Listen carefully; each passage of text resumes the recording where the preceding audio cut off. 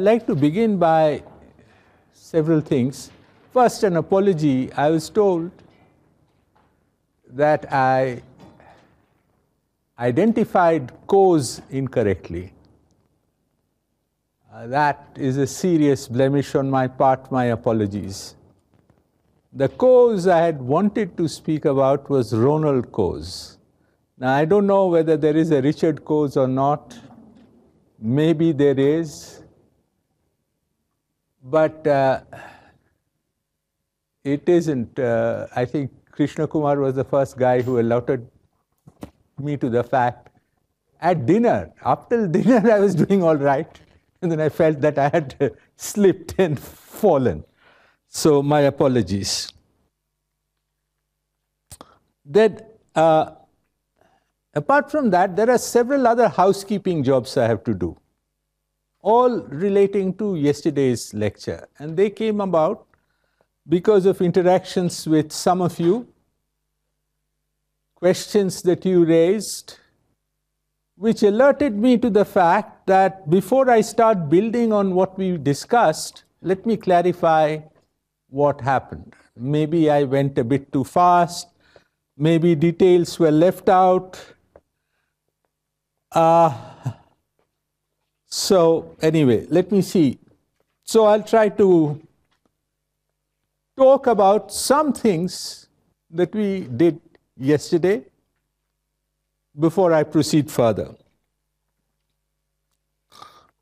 The first question that I did not identify was that I began with talking about benefits minus costs. For the firm case, I know I was explicit about what the benefits were and what the costs were, but did not say anything about what happened for the consumer's case, right? So there are two aspects of the consumer's case that I'd like to talk about. Let me take them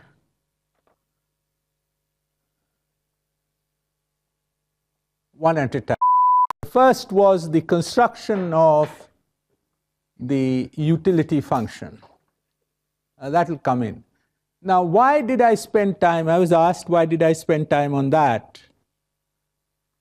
Well, I did spend time on that is because if you start with the utility function, then people would ask, where is the utility function coming from? Are you actually going to measure satisfaction or something like that? So I'll just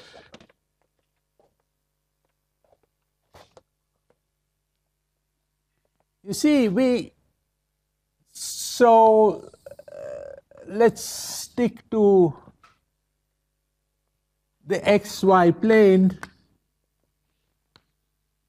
and every point in that plane is a possible bundle that the consumer may wish to consume. Now, if the fellow is going to choose amongst these bundles, he must or she must have a way of ranking them. So the ranking R is a natural thing. So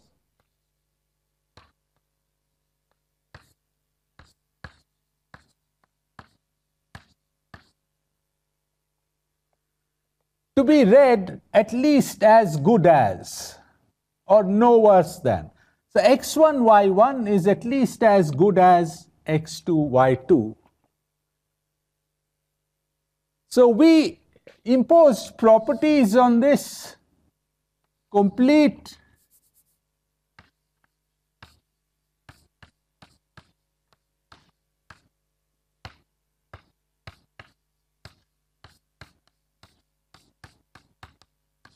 reflexive and transitive. I will not define them. I take it I have defined them yesterday. And this continuity.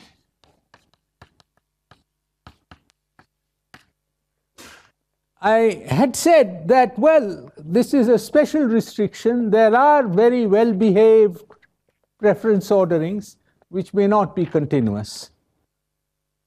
or I mentioned the lexicographic preferences. What are lexicographic preferences?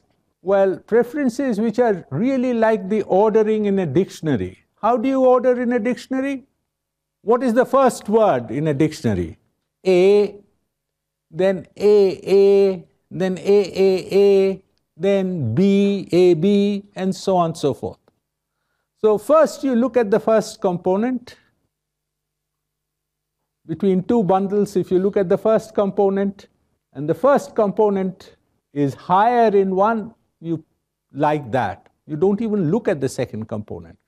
So you are prioritizing your choice that, well, I only look at X.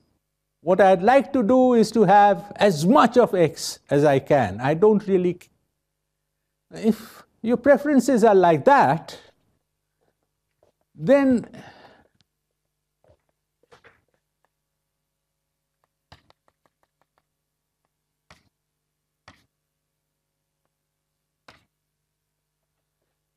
take a particular bundle X bar, Y bar. What are the better points? Well, everything to the right, everything to the top, right? So if I were to draw the better set, it will be, but all these bundles where the X bar component is the same, I go to the Y component to compare, and obviously they are worse than X bar, Y bar. So how does it violate continuity? Well, the better set has a boundary which is not included in it. So any limit point here is not inside the set.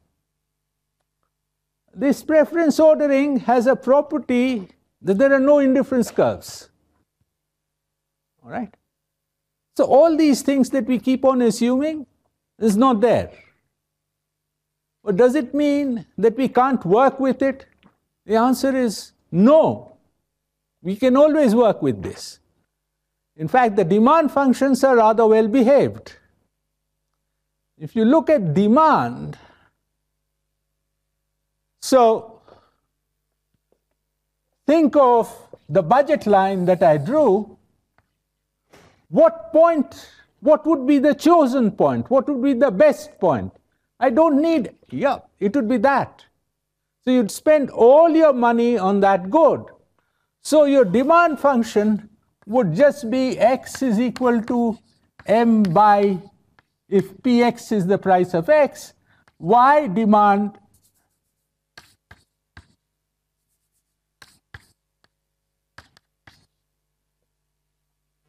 extremely well behaved demand curve. In fact, those of you who have done some economics would know that this is a rectangular hyperbola. So elasticity is always unitary and extremely nice. Couldn't be better. It doesn't really consume Y. So all that is fine. So therefore, this is a genuine restriction, okay?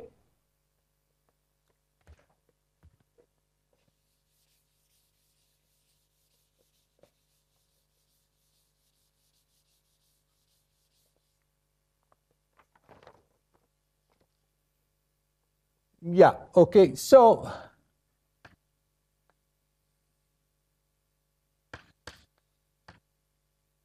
let's have these restrictions. Oh, and I added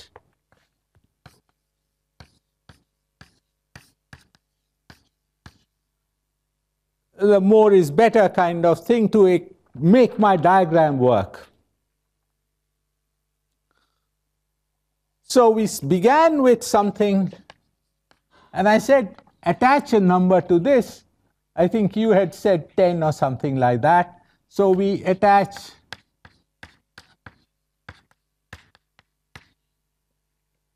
how do I attach numbers to all the others such that the underlying preference would be reflected by this numbering.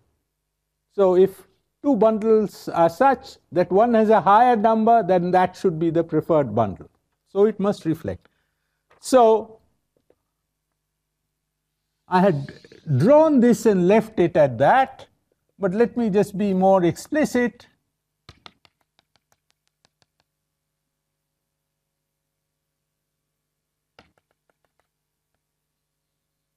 So I want and attach a number to this bundle. Let's say, so I've drawn an ray through the origin. Now, because of monotonicity, I know that everything which lies on this origin through this ray, through the origin, everything which lies on top would be better than x hat, y hat, should have higher numbers. But I also know that this bundle should be preferred to this x bar, y bar. So this should have a number greater than 10. And everything below should have numbers less than 10. If I want something which reflects the underlying preferences. So how do I do that? So what I do is the following.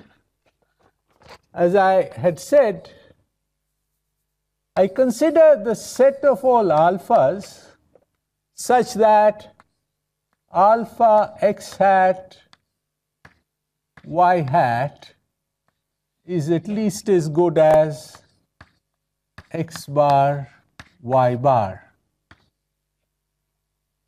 And I also consider the set of alphas such that x bar y bar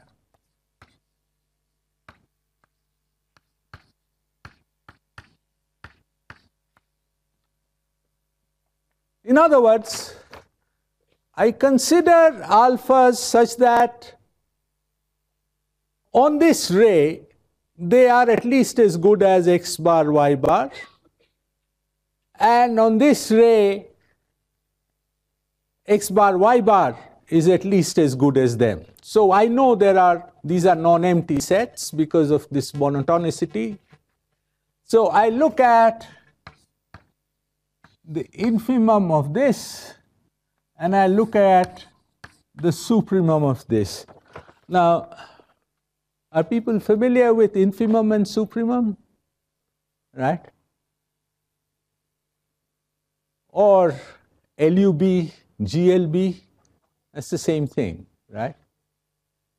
The greatest lower bound and the least upper bound. So the infimum is, of course, the what? The greatest lower bound. So what this means is there is no alpha. So if this exists because these are non-empty, let's give them names. Let's say that's alpha naught, and let us say, let's call that alpha. Okay.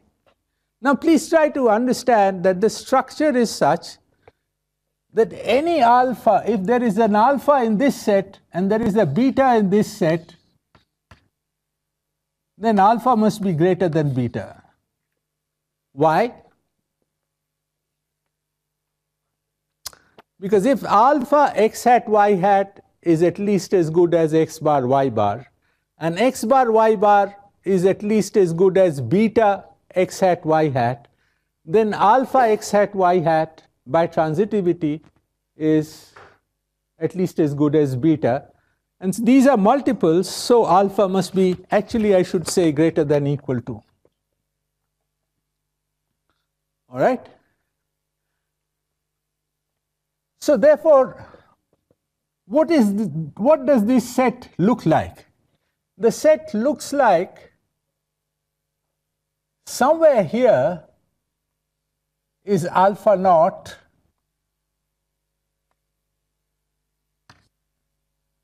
and that is that set, and somewhere here is alpha naught, and that is this set. the set below. Now, if it is as I have drawn them, then there are certain alphas which lie outside. Well, that can't happen because for these alpha, the alpha x hat y hat is uncomparable to x bar y bar. That is not permitted by virtue of completeness. So the only thing possible is that this thing must coincide. It will coincide somewhere. It will coincide either with x hat y hat, or it will coincide above, below, somewhere. So these two things are equal. So I can say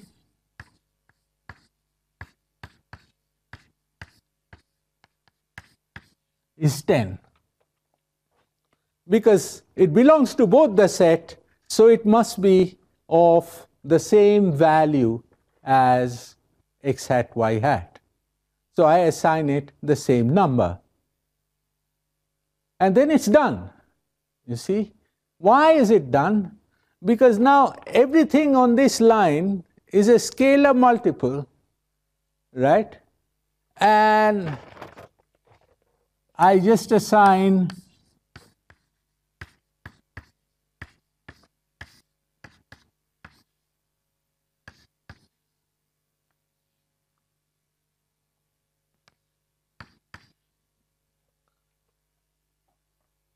So now notice that everything gets a numbering, it's continuous function, represents preferences. It's done. I have put a number with every bundle.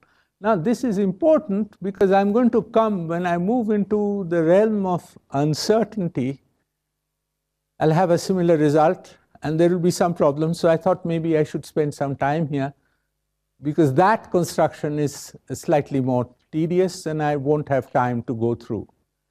But now look that you have an utility function which is continuous and which proceeds exactly as you want it. And you can call it a utility function. The problem is it's not unique. There could be any other number. For instance, instead of beginning with 10, I could have begun with 1 or 1 million. Right? And I could have chosen some other x bar, y bar. So there is a large degree of uncertainty about there is no such thing as the utility function. But a utility function is all I need. All right? So something. In fact, one can actually just work with this, the basic underlying preference structure, and proceed and, pretty much do whatever you like. But it makes it somewhat more tedious and slightly more problematic.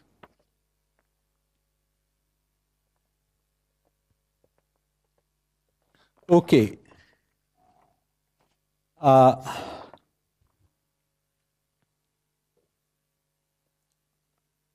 So now moving to the consumer, now we wanted to solve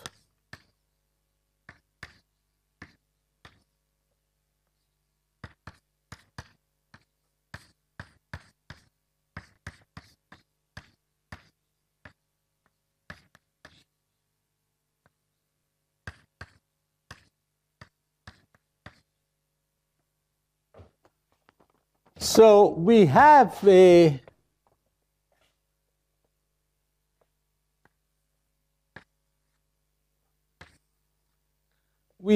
budget line. The prices better be positive,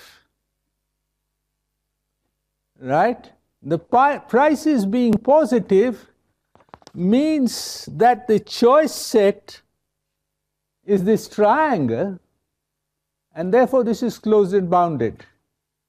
You have a continuous function u, We've constructed it to be continuous, right? That is because of the fact that the preferences are continuous. Over a compact set will always attain a maximum. So there would always be something in this set which solves. So that I'm assured of, right? I don't need anything more.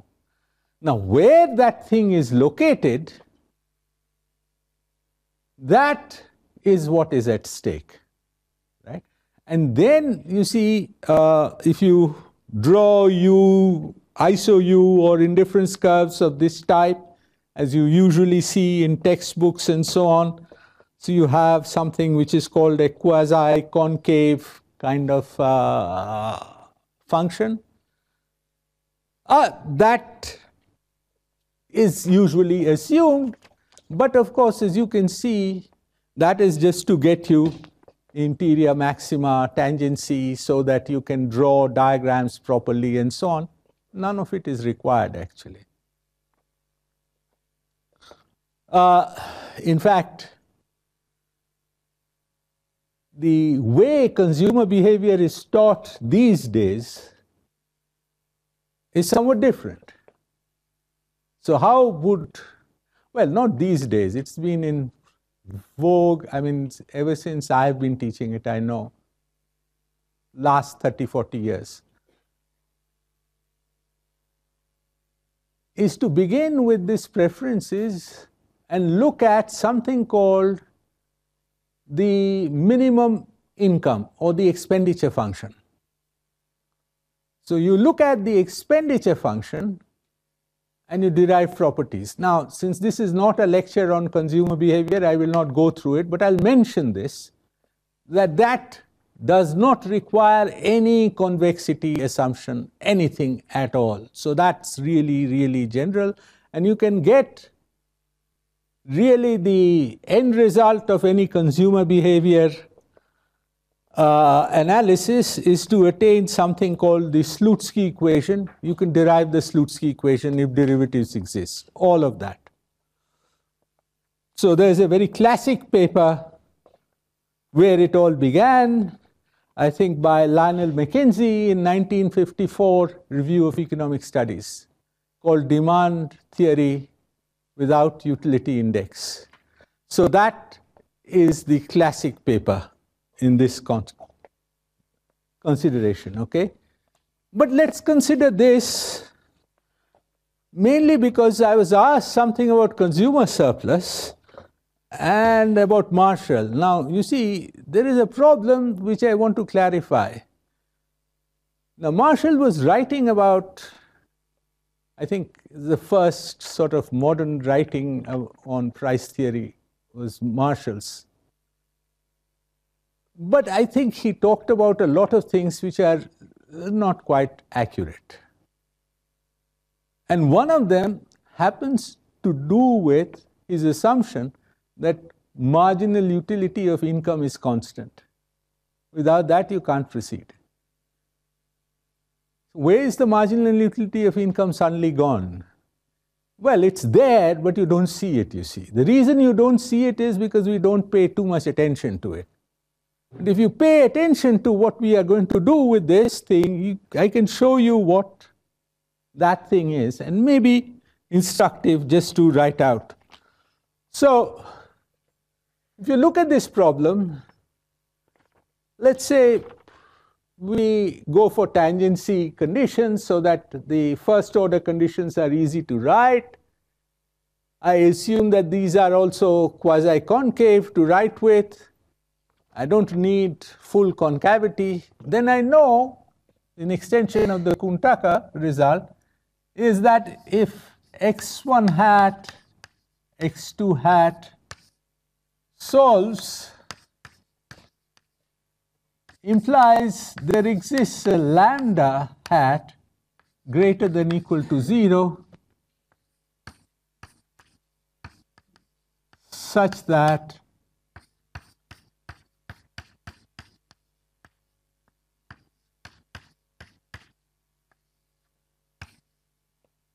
forms a saddle point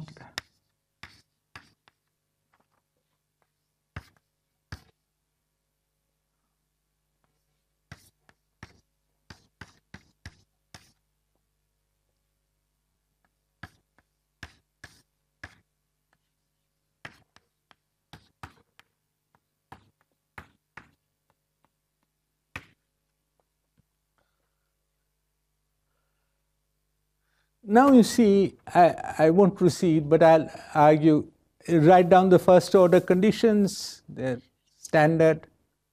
But look at this expression that you've written out. What is this expression? There's a u term, there's a lambda times m minus px1, px2. Now the u, think about what the units of u is. God knows what they are. Some units. But what about the remaining? Well, m is presumably rupees per week or per whatever. P1 is the price, again rupees. X1 is a quantity, is price per unit. So that's, let's say, a money term. And you're adding that money term to a u term. How can you do that? You can't add two things which are completely, you can't add water. What do you mean by adding water with, I don't know, steel? You can't. So something needs to convert that money term into the utility term, the u term. And what is performing that job is lambda. In fact, more specifically, that lambda hat that you get is precisely what is known as the shadow price of that budget constraint. That is, what are you willing to pay for one more unit of income? Well, the maximum amount that you should be willing to pay is what? Is by the maximum amount that your u value goes up, appropriately adjusted. So that's lambda hat, that's your marginal utility of income. And remember that this lambda hat is not a constant. It will change u, it will change lambda hat, right? So it's only under some very special restrictions on u that you get lambda hat to be constant. So that equivalence of marginal utility of income or consumer surplus that you can use is not on. But there's a very nice paper. The problem is, again, as I said, I have a problem with names. I remember the title of the paper, but I don't remember the author. So you can Google it. When I tried to Google it, lights went out and then I forgot about it till now. The name of the paper is Consumer Surplus Without, oh, I know the name, Without Apology, by a man called Willig. W-I-L-L-I-G. It's in the American Economic Review, and I don't remember the year. That's a beautiful paper. It should be read because it's all about modern consumer behavior. It's actually all in Hicks's revision of demand theory, if you want a bit of history. So if you have read Hicks's revision of demand theory, then you should have been able to work it all out. But Willig put it all together in nice form. All right. So that takes care of one set of issues. The second, well, not second, I don't know which, but one other set of issue in which I'd like to is this first fundamental theorem of welfare economics.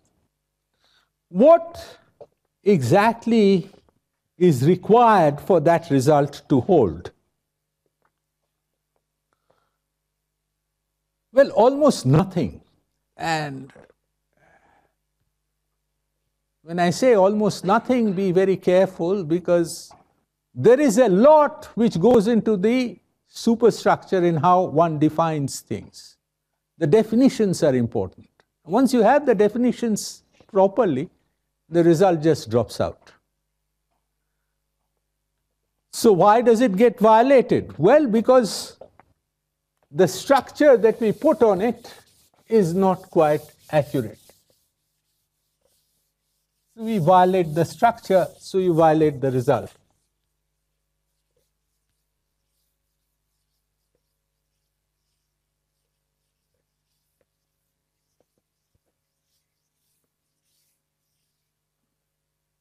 Now, I was not really prepared to provide you with a proof, but our conversation yesterday seemed to indicate that I should at least attempt a proof. All right? So this is a result which goes back to a very well-known paper by Kenneth Arrow, where he talks about efficiency and optimality and all that. And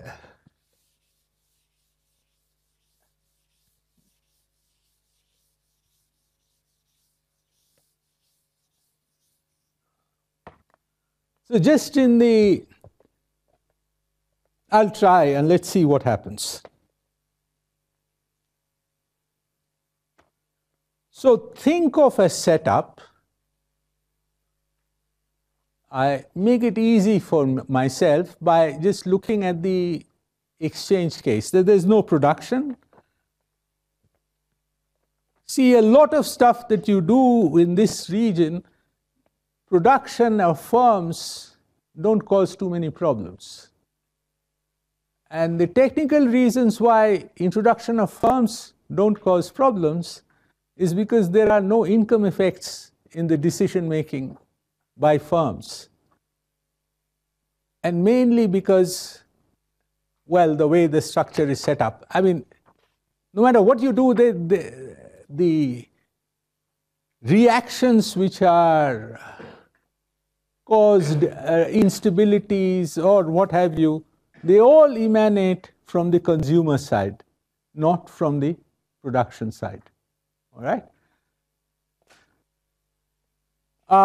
So there are individuals, let's say I1,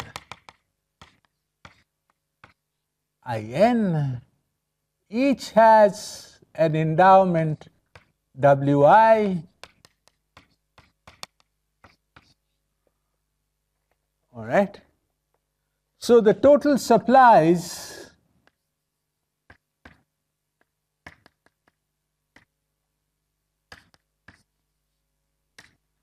these are vectors.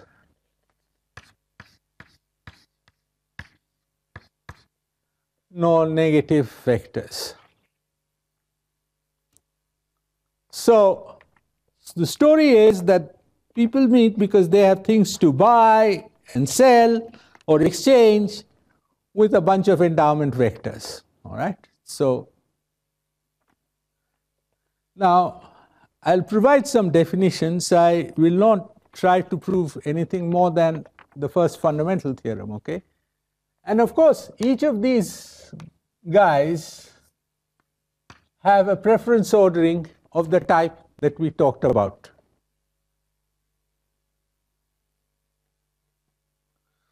All right? So that's how they choose.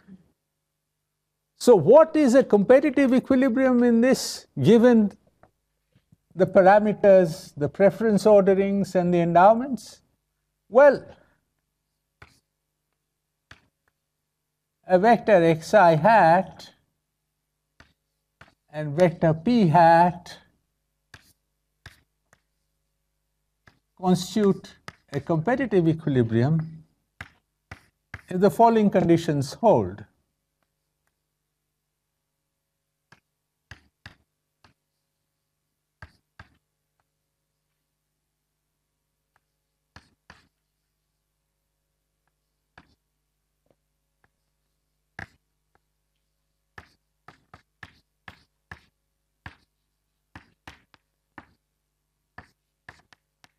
So what does this say? That x hat I is at least as good as y for all y which is in the budget set. So you sell your endowments and you choose the best possible alternative.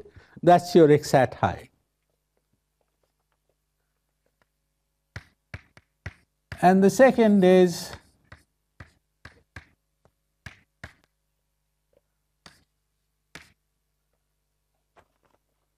So aggregate demand is equal to aggregate supply. So these two things are met, then yeah. Yeah, it's a barter. No production. I mean, with a little bit of difficulty, put in the firms, but as soon as you put in firms, you see the difficulty is then I have to talk about if the firms make profit, where do the profit accrues to, how you distribute the profits. One can do all of that. But the essential part is all here. It will just be slightly repetitive.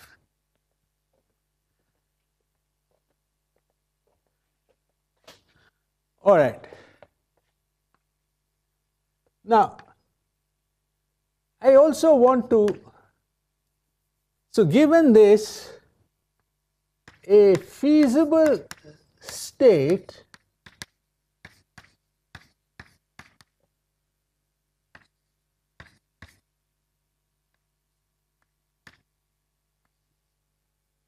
is an x bar I such that sigma x bar I. So what's a feasible state? It's just a redistribution of what you have to all the individuals. I should be saying that I'm working within that all my vectors are non-negative vectors, okay? And an efficient state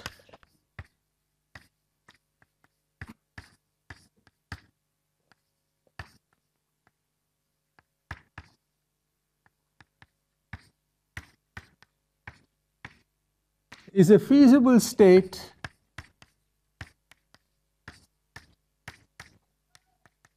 such that there is no other feasible state yi such that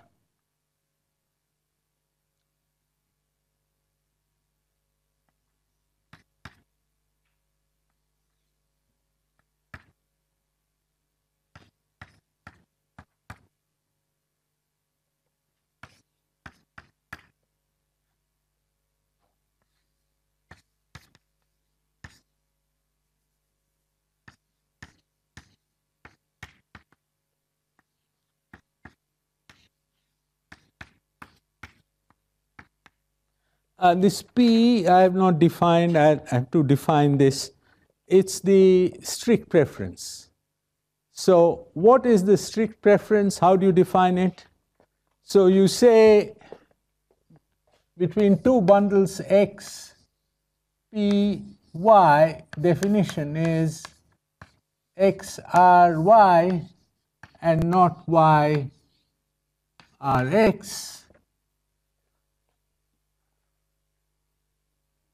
And sometimes you also use that is indifference.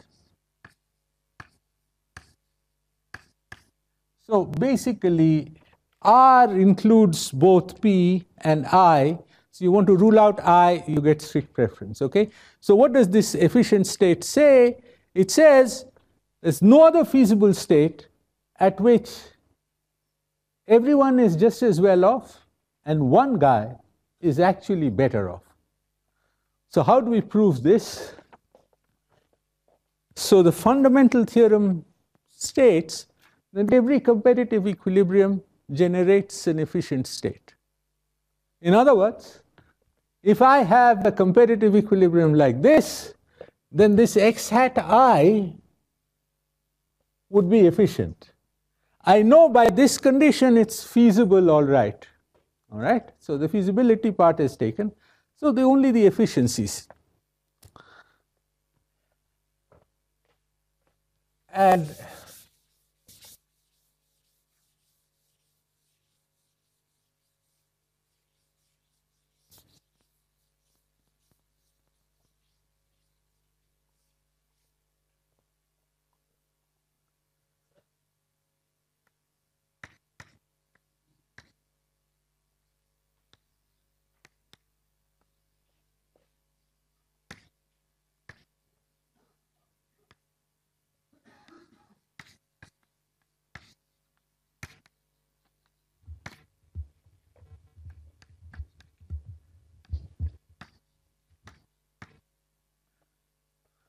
Now there is a provided. I will not fill that in till I write out the proof. Now, Sir, by strict preference, you mean it? The relation is anti-symmetric. Sorry? By strict preference, you mean it is anti-symmetric, yeah. And it is not reflexive. It's not reflexive. So R splits up. R is reflexive, but you split up R into P and I. So there is a reflexive part goes in I, and the P is not reflexive. Okay? So how do we prove this? Notice it's absolutely straightforward because of the way the definition has been put. Suppose we have a competitive equilibrium which is not efficient, right? So we have a xi hat, a p hat, satisfying all this. If this is not efficient, what does it mean? It means that there's a feasible state y at which some people, no one is worse off, and one chap is actually better off. So what does that mean? If not, there exist feasible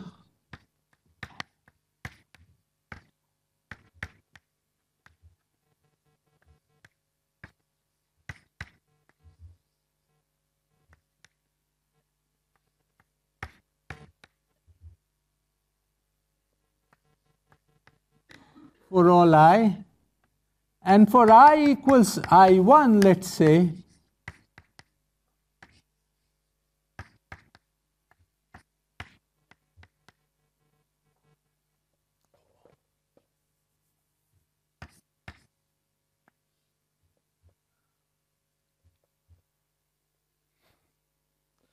well, actually my proof is done.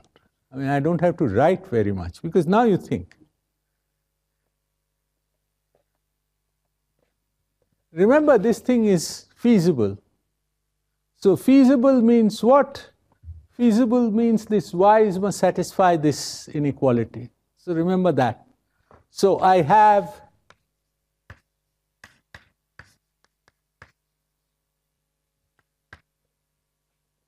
next.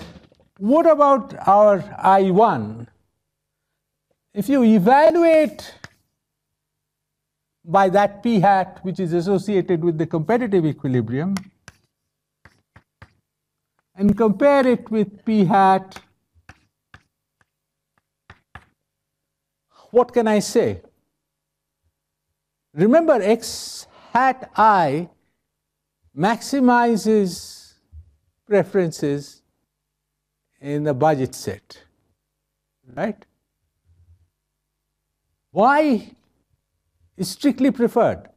So it can't be in the budget set, must cost more. You don't need anything. It's just a matter of definition. So this thing must be greater. Why? Because x hat I is the best bundle and in the budget set, but y is a superior bundle to x hat I. So it must cost more. All right. What about these bundles? For all the others. So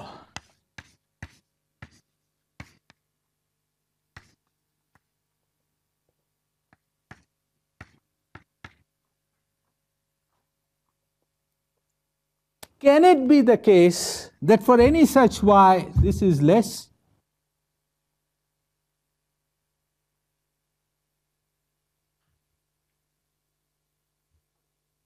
Can it be the case?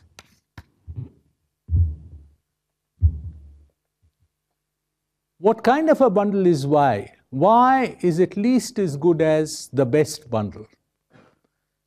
It's within the budget set. It can't be. Why not? Because, and here is my assumption, local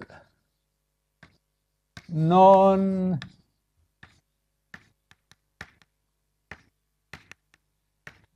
cessation, which basically means that arbitrarily close, I can find better bundles. There's no complete bliss points. That is ruled out. So that's the only thing that gets ruled out. So this can't be, because otherwise I can find something preferred to yi, which would satisfy this inequality, therefore be within the budget set. If it is preferred to yi, which is at least as good as x hat I, it will be preferred to be the, so that can't happen. So that can't happen means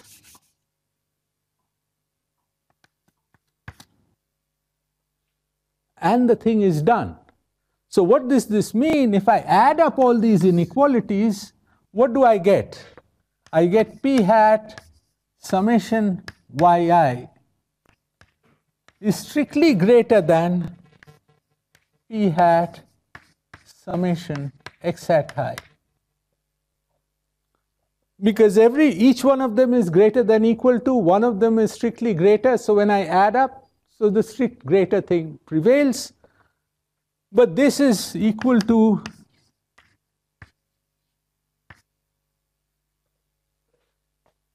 how can that be? Because if I multiply both sides by p hat,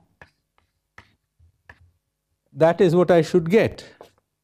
So you have received or arrived at a contradiction of sorts, which cannot be sort of resolved somehow. And the proof is done. So notice the kind of everything is in the structure of the thing, right? Otherwise, you're not using too many things. You're not using really anything except some definitions. So it has to do with how the preferences are only determined by their own consumption. There are no externalities. Prices are, in fact, not fixed and so on. And the crucial thing is the fact that at an equilibrium, the marginal rates of substitution, the ratios of the indifference curves, is equal to the same price ratio. So the ratios of the marginal rates of substitution are the same across individuals. Now, this causes problems, as we shall see.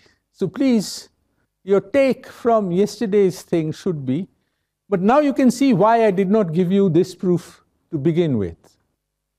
Because you cannot see the fact that prices have to be the same across. That does not come through, which would equate the marginal rates of substitution. So that reveals that alternative approach is better for the kind of thing that you do. But if you really want to know what is at stake, this is what is at stake. So which is why this result sort of was attracting so many people.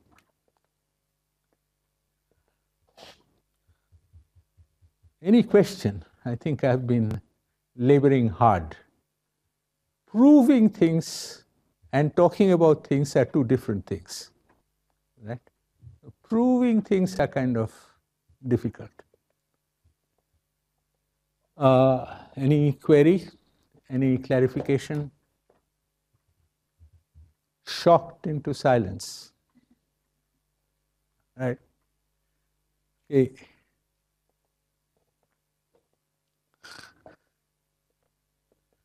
Now, into all this, we are going to be introducing money. Right? So, how do we talk about money?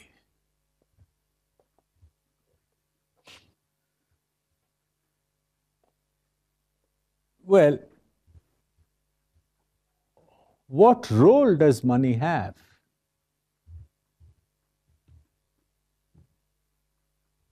You see, money has basically two roles. You read any book on money, any textbook, they will say that you require money for transaction, the medium of exchange. You want to buy goods, you have to pay money, and that guy who sells receives money for whatever. But if that was all, then we can immediately admit that here itself. Why? Because two things which I did not clarify is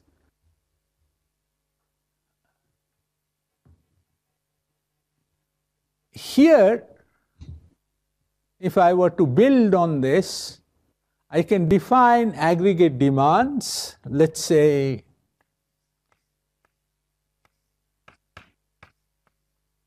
which depends on price and which depends on,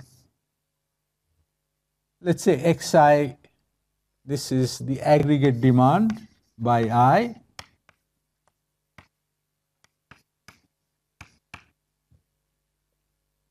Right? So that is just the, at given P, given W hat, it's the bundle which maximizes preferences subject to the budget constraint, which is, so this solves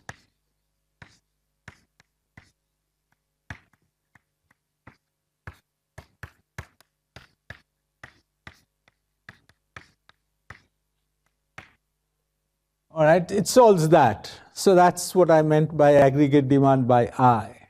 Okay? And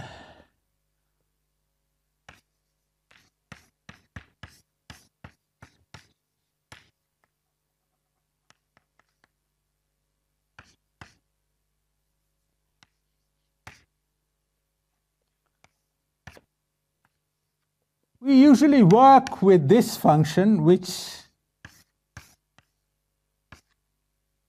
I'll keep the endowments out of it because the endowments are just fixed. This is called the excess demand. So aggregate demand minus aggregate supply. Now you see, in general, you cannot restrict ZP in any significant way, except there are two conditions. One is called Walras' law, after Walras, who was the first person who actually wrote about these things. And the other is the homogeneity of degree 0 in the prices of the function z. So what does that mean? It means if you multiply all the prices by a scalar mu positive, then that's the same thing as z of p. So what does that mean? Why? It happens because remember that if you are doing tangencies, it's easy to see. What matters are the relative prices, the slopes. So if you keep the prices proportionately fixed, then demand doesn't change. And if aggregate demand doesn't change, then excess demand does not. So that allows you to choose any one of the prices as 1, which is basically divide out by Pn. All prices are measured relative to n.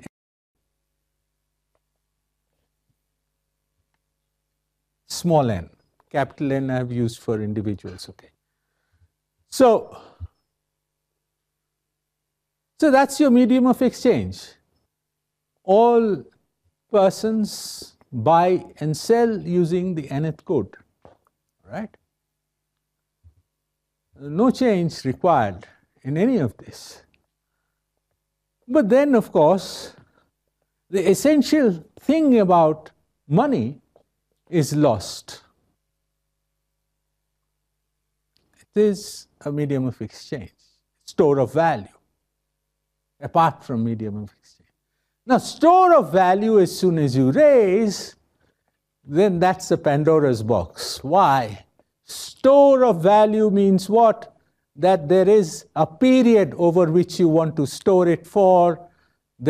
Why do you want to store it? Because you don't know what's going to happen. So there is a future, there is uncertainty, all these things come into play. All right? And then things become really dicey, because now you have to talk about a completely different set of things. First, how do people or decision makers, how do they react to uncertain situations? How do they choose? What is it that they look at? Well, the way to go about it is, by the way, there is no unique solution to this question, right? There are some things that people adopt, right? People adopt something called the expected utility theorem, right? We talk about that. I'll also give you examples of very well-known examples which show the violation of the expected utility theorem. But the expected utility theorem also means that you know the utilities of the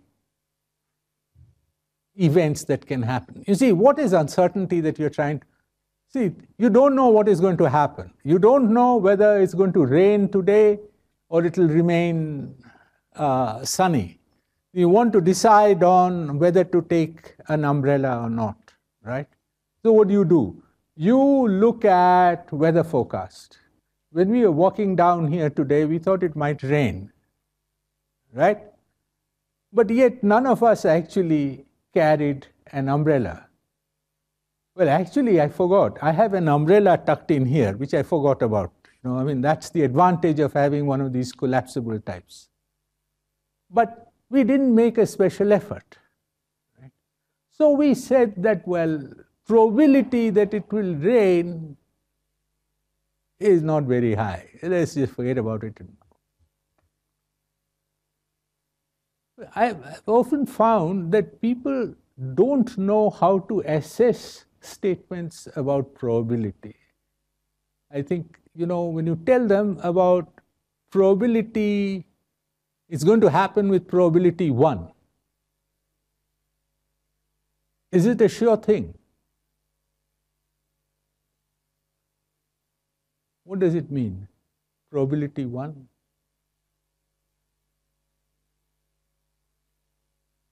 Probability 1 means, technically speaking, that the event will not happen on sets of measure 0 or something like that, right? I mean, this is, which sets of measure 0 are not observable, right? But they do happen, they do crop up, right? So probability 0 events are again at the other extreme. So basically, you need to worry about these things, right? Because they will settle matters for you one way or the other. And the way you decide to settle it would decide matters ultimately. Once we worked with a model where we didn't know what the probabilities were. The guy just has no idea. If he has no idea, what does he do? What does he know then? He knows that, well, something good can happen, but something bad can also happen. He knows the extent of what is good and what is bad. So what does he do? So let's try to sort out these things first about how people react to uncertain situations. And then we will see that maybe the best thing is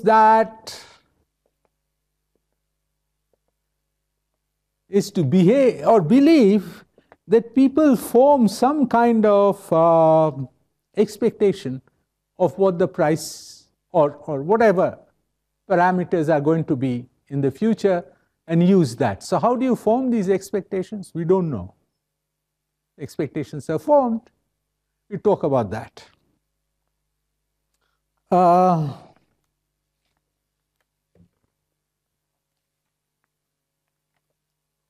So just as we had Debreu generating a utility function out of a ranking, the basic work here is by two people called Herstein and Milner. And round about roughly the same time, they wrote a paper in Econometrica where they set out the conditions for the expected utility theorem. Now, I'm not going to go through the entire Herstein-Milner derivation. It's rather long. Fortunately, I looked at it. I thought I will do it, but then when I looked at my notes that they are there on the computer, and I looked at how intricate they were, I said, it will take far too much time. It will just take me away. But I give you the reference, that's what it, let's talk about the axioms.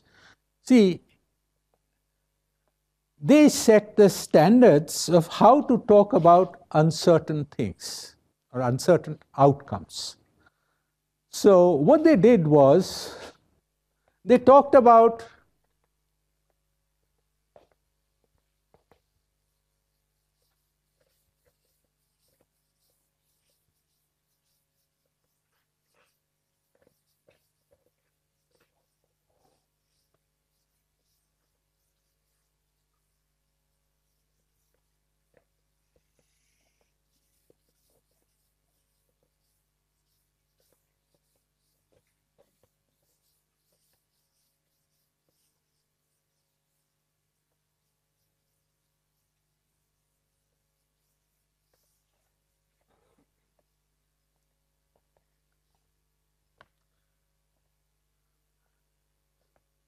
at the basis, what's the simplest uncertain event? You know, if you toss a coin, you have heads or tails. If heads, something happens to you. If tails, something else happens to you, right? You get to choose whether you want to bat or field or whatever.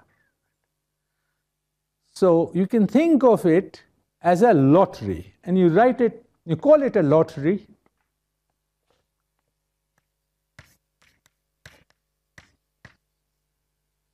Write it as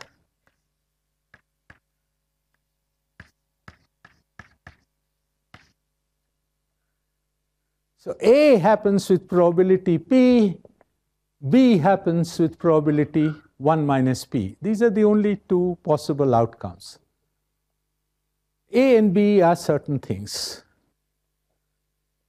So to start the discussion, let S be the set of all such lotteries, which is, there is an ordering on it by R, let's say. So it's a binary ordering, it's reflexive, transitive, and complete.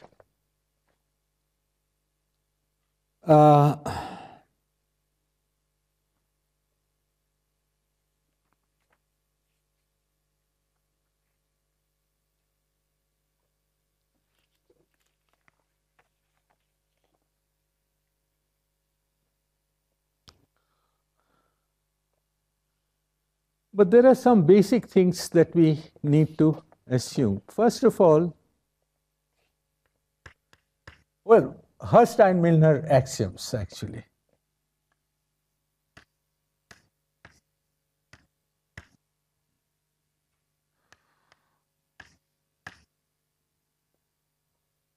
What is this? this is a lottery where you get A with probability 1. It's a sure thing. So that's the sure thing principle, is that is indifferent by this ranking to the sheer outcome A. Now again, as I said, there's a big assumption in here, right? But anyway, 2 is that the ordering is not important so long as you don't change the probabilities.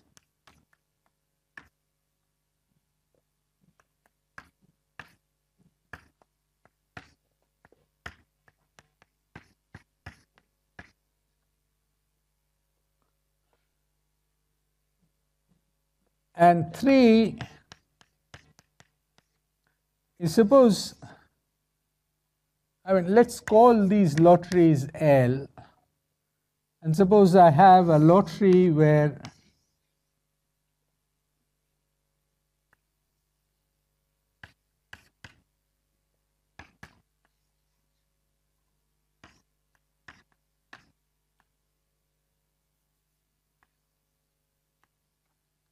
so what happens in this lottery, you get A with probability Q, and 1 minus Q, you are in this lottery L. Well, this is indifferent to a lottery with A and B as outcomes. But what is the probability for Q, for A? Well, it's Q plus 1 minus Q into P, and then 1 minus that. This is just reduction of compound lotteries. So you can break down things into simple stuff. So there are these 3 basic axioms.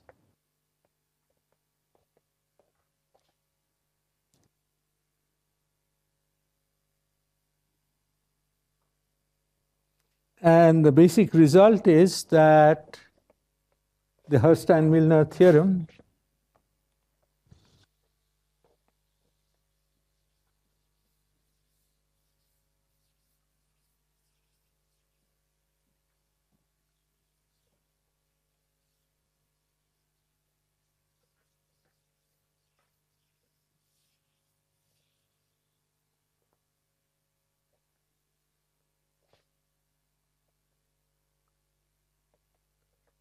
there exists a function u from S to the real number which represents R, the ranking, that is US1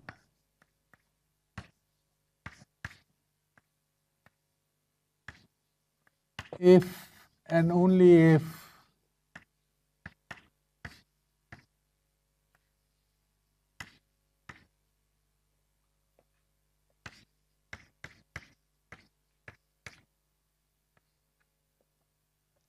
so it represents, so the numbering is according to the preferences, and 2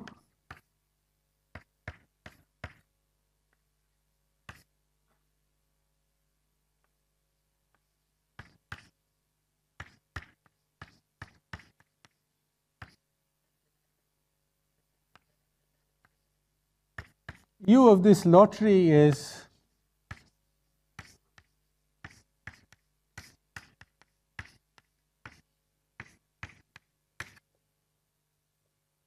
so that's the expected utility property.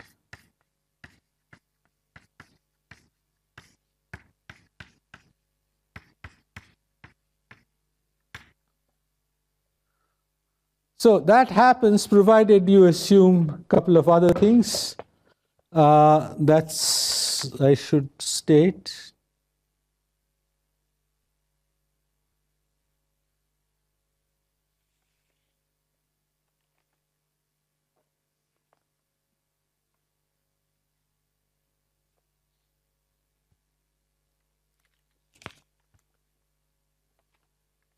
Yeah.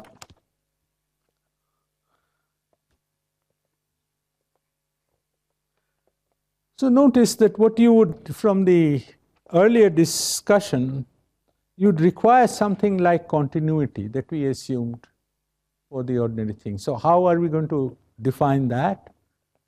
Well, we are going to define it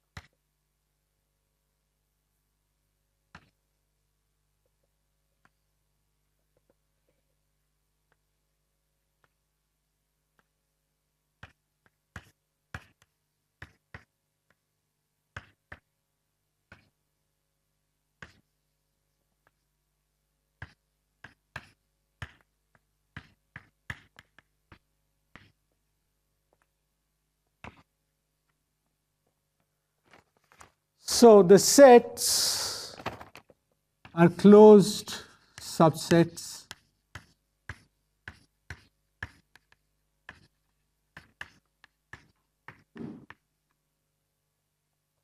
so it's that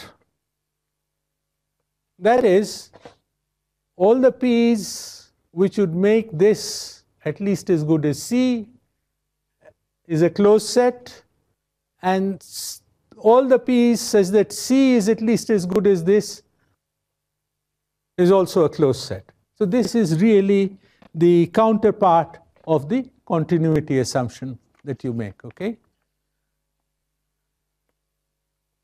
And now the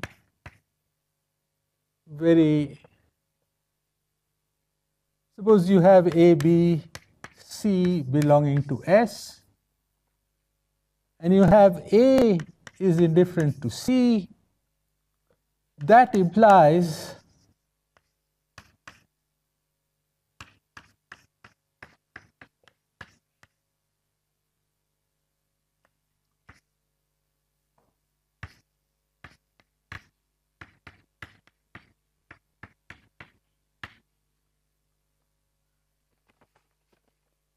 and this is the original Herstein-Milner assumption. Look at what this is saying. So you have a lottery A-B with probability P you getting A, right?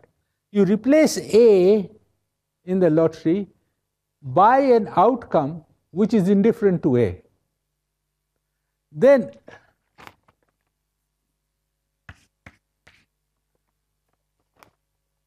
this lottery where you get C with probability half and B with probability half, naturally, it's indifferent to it. That is what makes the proof very hard. And you go into long spiel. But whenever I have taught this, I have found it easier just to keep the P's as they are. And then the proof simplifies considerably, because that's the first stage. That if you have this, then you can replace the half by P and still have that result. That's the hard part to prove, right? So that is what gives you the expected utility theorem. Remember, so basically then, of course, people are it's really like applying this if you know the probability distribution. You look at the events that can take place, look at the probabilities, and look at the expected utility. You maximize expected utility, and you proceed on that basis. All right? The problem, however, is that whenever you see, the problem with uncertainty is that most of the time it's very easy to get people to respond to some kind of experiments. And the expected utility theorem was shown to be violated by a couple of very, sorry? I mean, this kind of puzzling a bit. Suppose I take C equals A. Sorry, if? Suppose I take C to be equal to the same as A. Yeah. Then I'm saying that in the first one, and let's say P is 1. So the first one, I'm going to pick A with probability 1, never pick B. But the second one, I can pick A or B with probability half, and they would both be the same. I must have written something wrong. What you say is,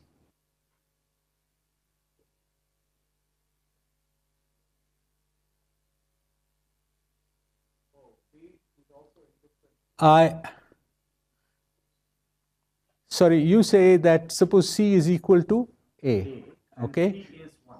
And P is, Is there some assumption on P? yeah, there must, yeah, there is some assumption which I must have missed out, which I'll have to check. I think these things work if only as A is preferred to B. I think that is something.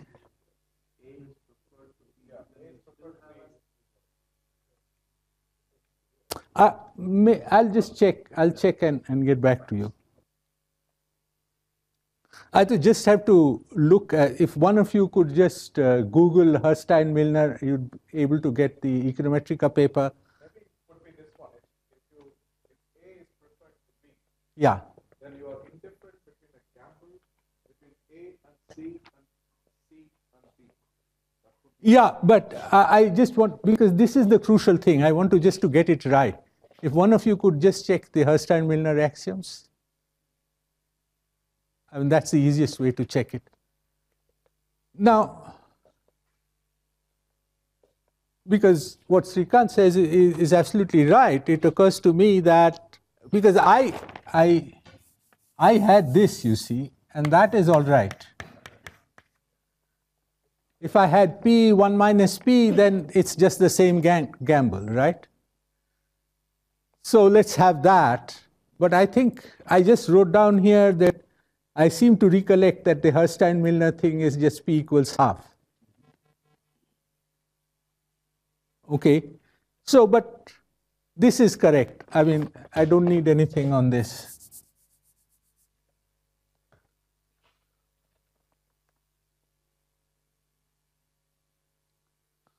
All right. So on the basis of this, I can show that there is a consistent expected utility theorem. The problem arises because there are always some situations where expected utility theorem seems to be violated. Now, I'll give you these two examples. They are both attributed to two of the really very famous people. One is Maurice Allais. He was the French counterpart of Paul Samuelson.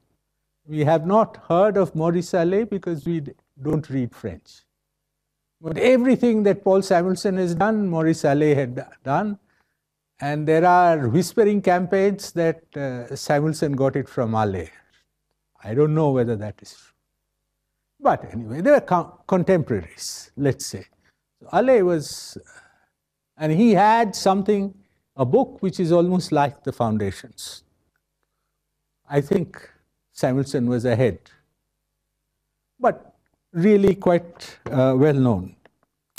He observed that this expected utility gets, some of these axioms are not quite valid, especially if very big numbers are involved. So think of gambles. So this is all in terms of gambles. So think of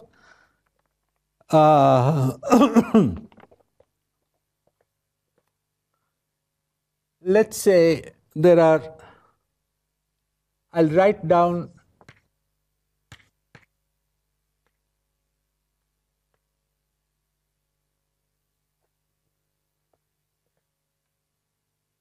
what is alternative A? You get 1,000,000 rupees, let's say, with probability 1.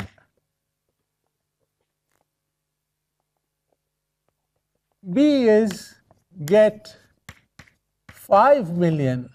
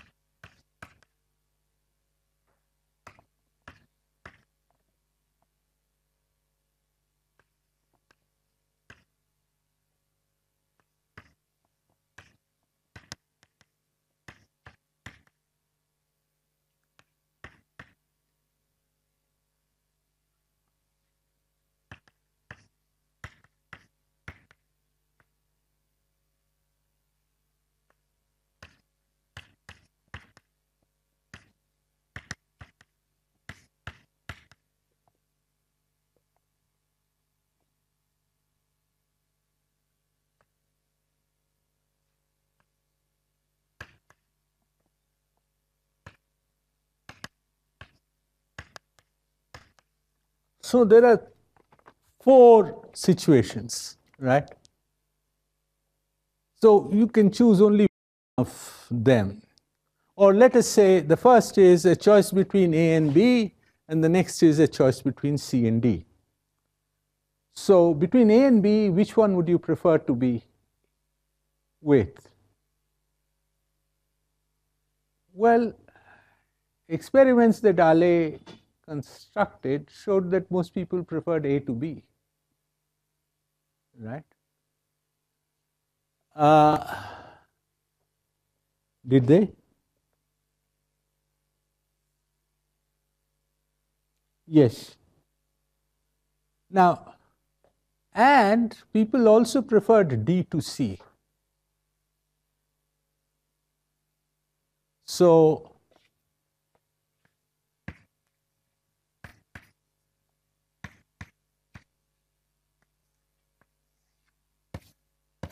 what's wrong with that? Say, after all, but this violates expected utility. It's just writing out the inequalities would tell you. Because if you write A is preferred to B, then what you are saying is that U of 1,000,000 is greater than 0.1 times U of 5,000,000 plus 0.89 times U of 1,000,000.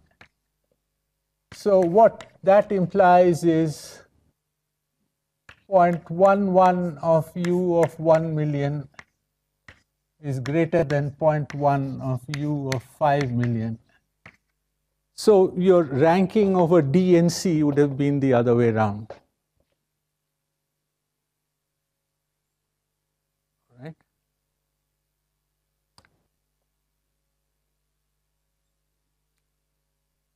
So what does one make of it? And Ale has a long explanation. I mean, I don't read French, so whatever I have read is a translation, so I don't really know what he said. Usually translators say that, well, people are not very clear when big sums are involved. And the reason they go is because they prefer D to C is because the very small chance of winning a very large amount make them prefer. And so that is, see, because we are talking about attitude towards uncertain situation, right? So all these things are of importance. The second example is a more colorful person. There's a chap called Daniel Ellsberg. So the name does not ring a bell in this room. It's because you are all far too young. So when we were students, we all thought that he was a great guy.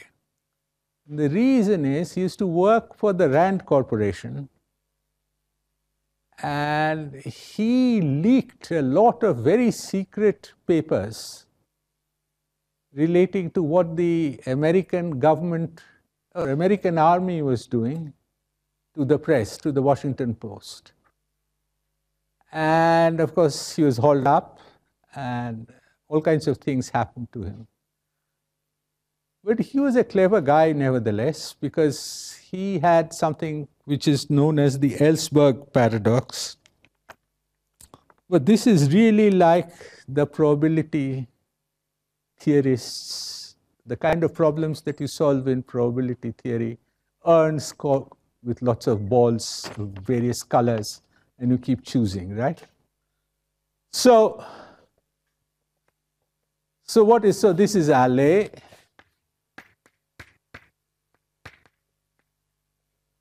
And then Ellsberg.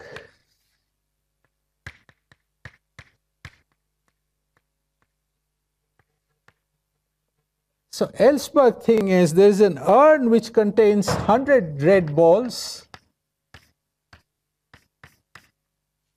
and 200 balls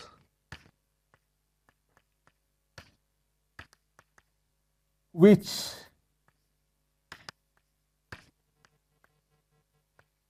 are either red or green.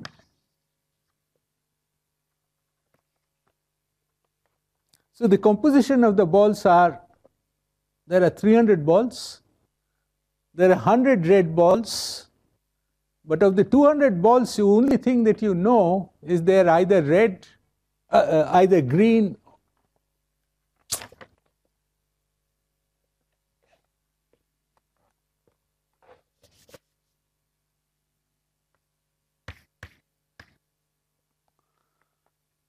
You fall into a trap and write something.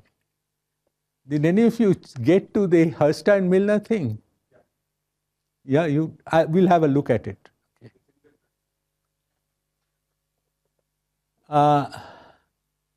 So this is 200 balls which are either blue or green, all right? And then the decision maker,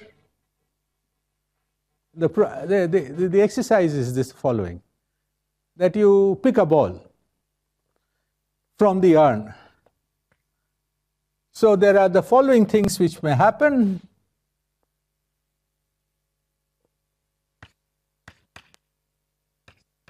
You get 1000 if red picked.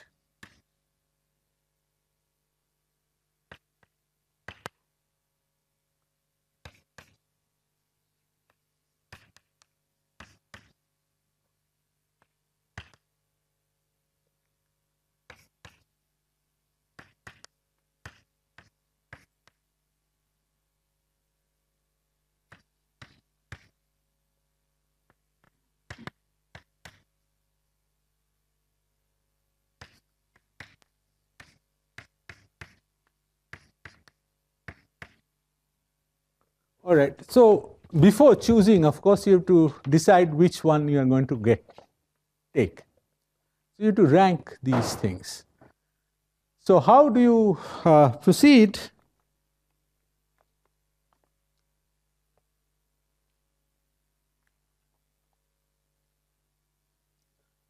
You see, if you look at ABCD, the monetary rewards are just the same, right? You can't quite say that, look, I mean, you're going for one because, so it's only your perception of winning that, right? Where do you fancy your chances? So Ellsberg found that A is preferred to B and C is preferred to D.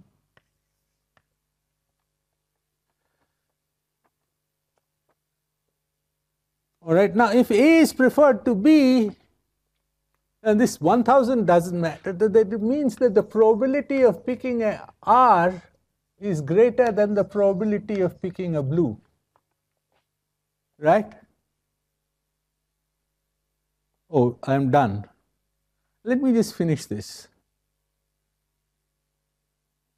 So the decision maker has decided that probability, because what he knows is that there are for sure 100 red balls, but he doesn't know. He is just told that there are 200 balls. They could all be green. So anyway, he decides, therefore that uncertainty is too much for this guy, and he says, okay, I prefer. But once you decide this, then logically that means 1 minus PR is less than 1 minus PB, right? And once you do that, then D must be preferred to C. So again, I mean, I've just cancelled out U of 1000 because that doesn't figure in any of these. It's the common thing. So both of them show that there is a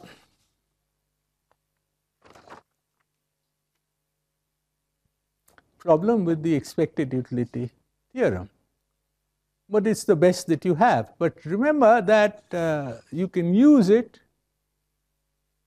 but proceed with caution. All right? Because the expected utility theorem holds under a set of assumptions. The set of assumptions I have detailed, so you need to worry on that. So let's break now. I want to have a look at, and if you want to, I mean, those of you who are interested to read about expected utility theorem a little bit, I think an early textbook is very nice. It's a book by Luce and Reifer called Games and Decisions. There's a very nice description of what happens in expected utility theory and all this business about Allais and Ellsberg and what it entails. So basically, therefore, we proceed. Few more words about uncertain situations. Now, I'm not going to get into a full-blown description of decision making under uncertainty, because that is also possible, but that's not the reason why we are assembled here. So to return how to introduce money, well, as I said, one part, the exchange value or the role or as a medium of exchange is already there. So now we need to introduce a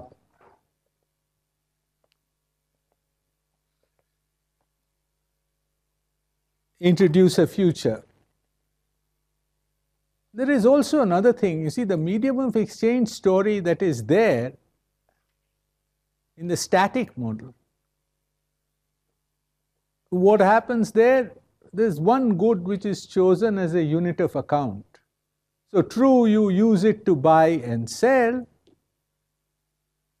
but that is a good which enters directly into your utility function. So that gives you directly utility quite apart from its transactional advantages.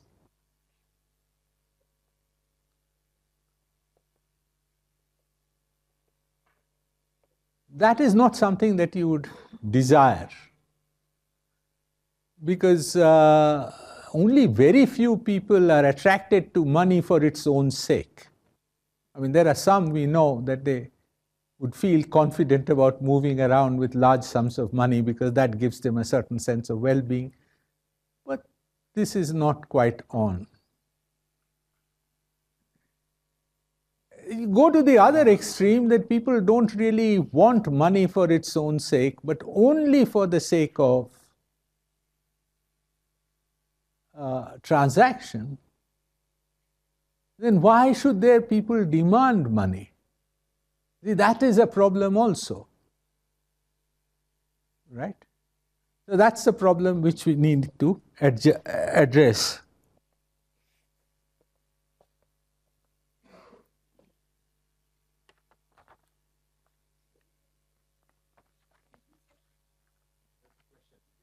Yeah.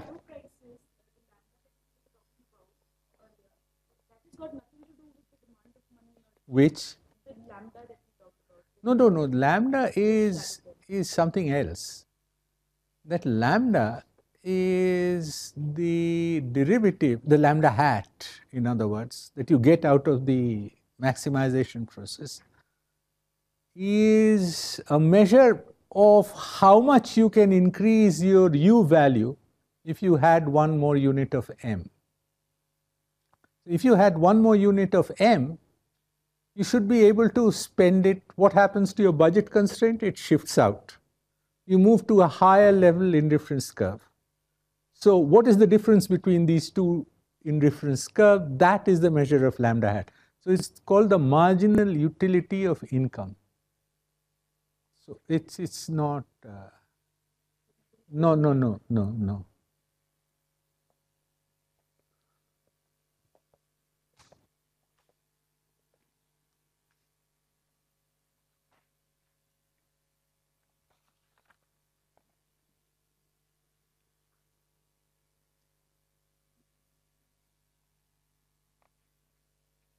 Oh, I think it will be better if I spend a few more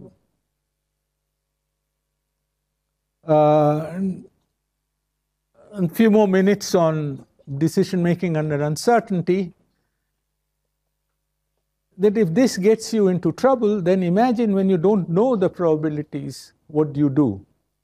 In fact, I can tell you about how we handled it in a paper. You see, it's related to what I was saying a few minutes ago. That why would people want money? If you hold money, what do you get? There are no returns to holding money. In fact, you could easily invest it as one, or there are many assets that you can hold. So why is it liquidity?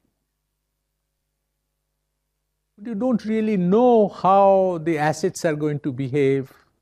You have to be full. I don't doubt very much if the stockbroker also knows exactly how the stocks are going to behave. They have an idea, but whether you follow it or not. So what we did was we looked at a situation where so there are two situations. In one, you can get A or B, and you don't know what the probabilities are. And in the other, you can get C or D, and you don't know what the probabilities are. So if you are a conservative person, how would you behave? If you're a conservative person, you would always believe that the worst will always happen, right? I don't know whether you people have read Asterix. Do you read Asterix, or is that infra-dig? You read Asterix, then the people who always go around feeling that the sky is going to drop on their head, right? But it never happens. But still, here, let us say they look at A and B, and between A and B, one of them is the worst outcome. So you think that if you are here, then B would surely happen. Whereas if you accept this situation, if D is the worst outcome, then D would surely happen. So it's a question of, your argument goes as follows: here B would happen surely, here D would happen surely. So you rank between B and D, and you choose the one where it's the better of the worst. So what do? You look at the worst, compare among the worst, and choose the one which is best amongst them. So that's called the maxi-min approach. All right. So the maxi-min is best when you don't know the probability distributions and you need to make a decision. What do? You look at the worst possible things. But of course, there are guys you know who are exactly the opposite. They don't look at the worst. They are the optimist guys. They'll always assume that the best is certainly going to happen and choose accordingly. Well, as I'm saying that there's a rich variety of things that can happen when there is uncertainty, all right? Now, just you were asking me about risk aversion, risk taking. I've not talked about risk, I've just talked about uncertainty. Now, when are you said to be risk averse? It's when you try to pay to get out of a risky situation. So, do we do that? And the answer is yes. For instance, we all buy insurance of some kind or the other. And what do we are doing? So let's try to, I was just going to turn my back when I saw the guy who was taking a picture. I thought I might be looking at. All right. So suppose so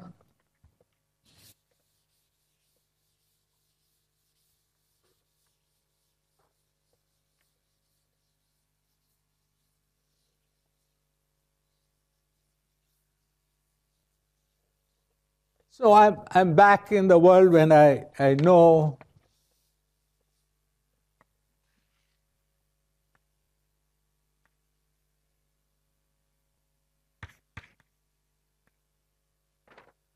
all right, now let's say that Z,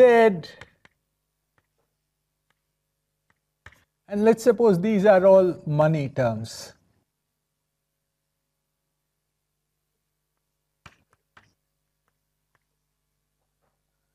So it's called a gamble then, in money terms, all A rupees, B rupees you can win, and it could be positive or negative. I'm not making that assertion about what the sign is. But Z is the expected outcome, 1 minus PA plus PB. And let's suppose your current wealth is W naught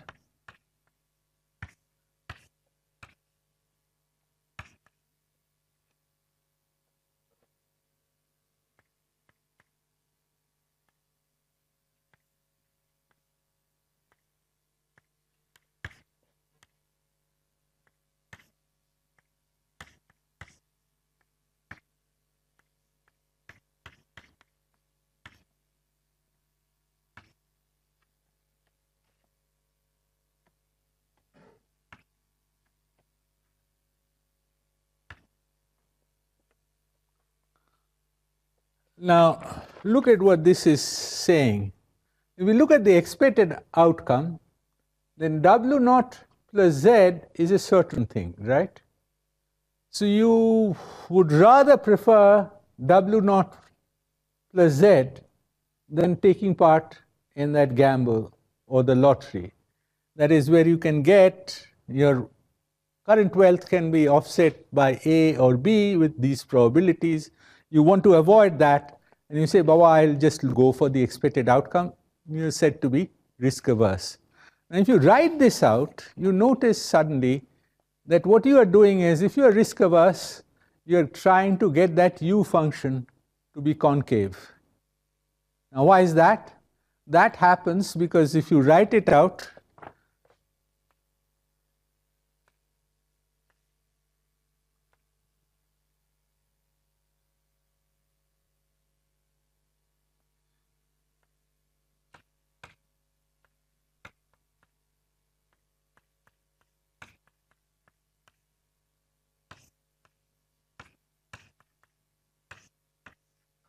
that is, I've just written W naught by Z, I've broken it up like this, is greater than equal to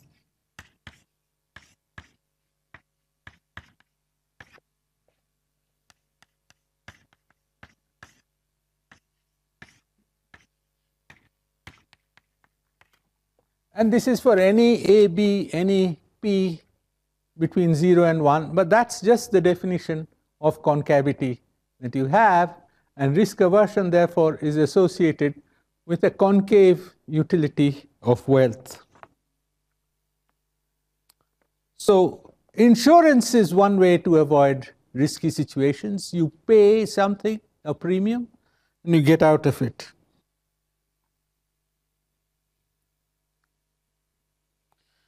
And sometimes you look at risk aversion.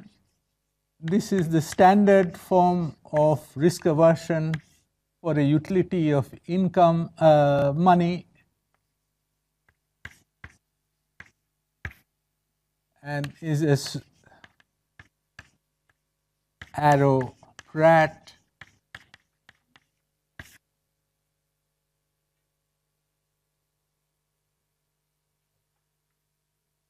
So you can rank individuals according to whether they are more risk averse or less risk averse and so on.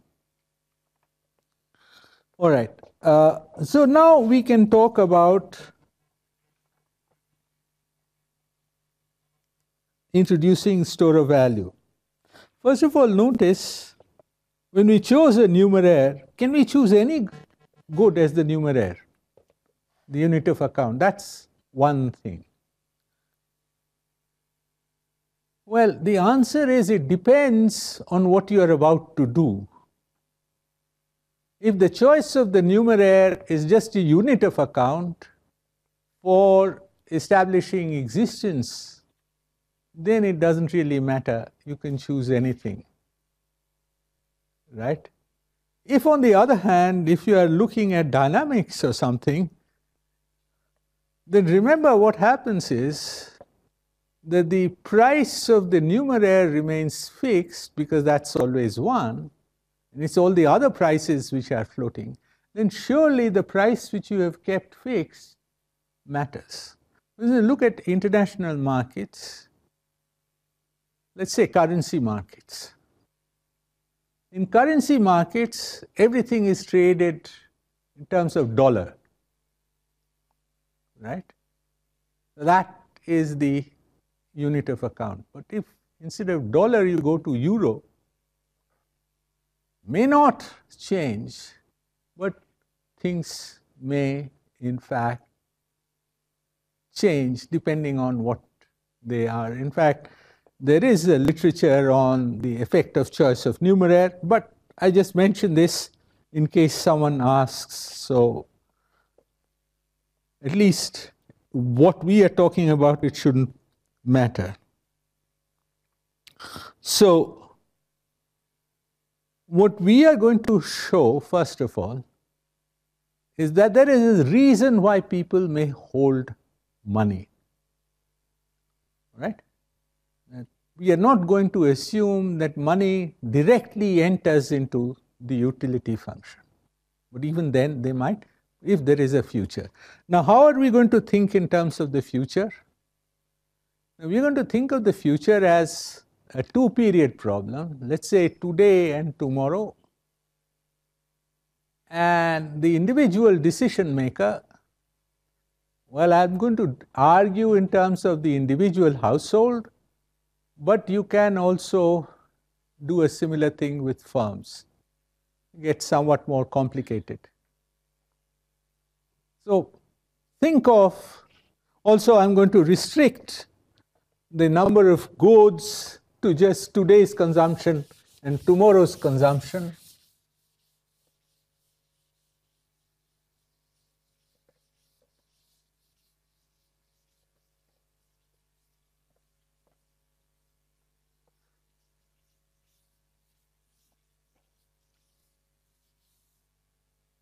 So I'm going to write subscript 1 is going to be today's consumption, C1, and subscript 2, C2, going to be future consumption. So the fellow making the decision has to decide what to choose about C1 and C2 at the same time. Now, what does he have? He has labor to sell, right?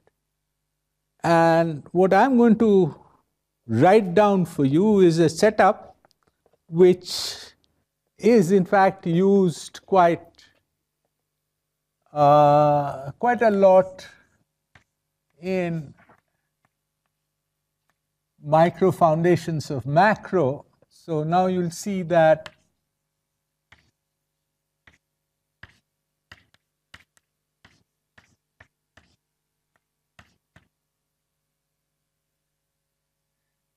Now, this guy has a wage income which I'm going to W1, plus he has a stock of money, M0, and the question is whether he holds on to some M1 out of all this. Spends it on consumption, holds some money. We don't know whether he's going to hold M1. Notice M1 doesn't enter here, so you would think that M1 is not going to figure at all if it doesn't enter into the utility function. But what about C2? In the next period, it's P2 C2 is less than equal to W2 plus M1. So the M1 feeds back into what he can hold over the next period. So what is the setup? What is happening? He has a certain money, stock of money, M0. And he also draws wages, let's say W1. Out of that, he decides to hold a bit of it and spend it rest on consumption. Next period, he's going to, that's going to be the end for him. So he's going to spend it on consumption. He's not going to hold any money because what's he going to do? That's the end of the road for him. Right? So the solution of this problem. Now, before I solve this problem, I have to tell you a bit about how uncertainty has been handled in general equilibrium models, not with any great level of satisfaction, as I'm going to argue as we go along. And therefore, the question of money itself, I mean, the arrow reading that I have asked you to look at gives you a good recounting of what has happened. It's a good summary, although details are left out. What I'm trying to do in this lecture today is to fill out those details. What I'm talking about is not really the traditional general equilibrium model, but an approach which was adopted by Hicks and then followed by Malinvaux and a lot of others who tried to track down the reasons that there may be inflation and so on. Now, how that ties up, let's see if I have time, I'll talk about it, but maybe not. So, what we are interested in, as Hicks was given the expectations about the future, right, whether in today's market there is equilibrium. So everyone has some idea of what the future prices are going to be. My P2, in fact, is an expected price. W2 is an expected wage in the next period. So I'm not making any assumption about whether we are following expected utility or not.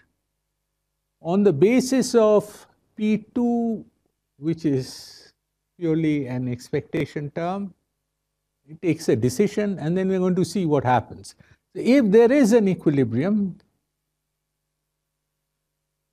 then out of this C1 that we will get is what is registered in today's current markets as consumption of good one, right?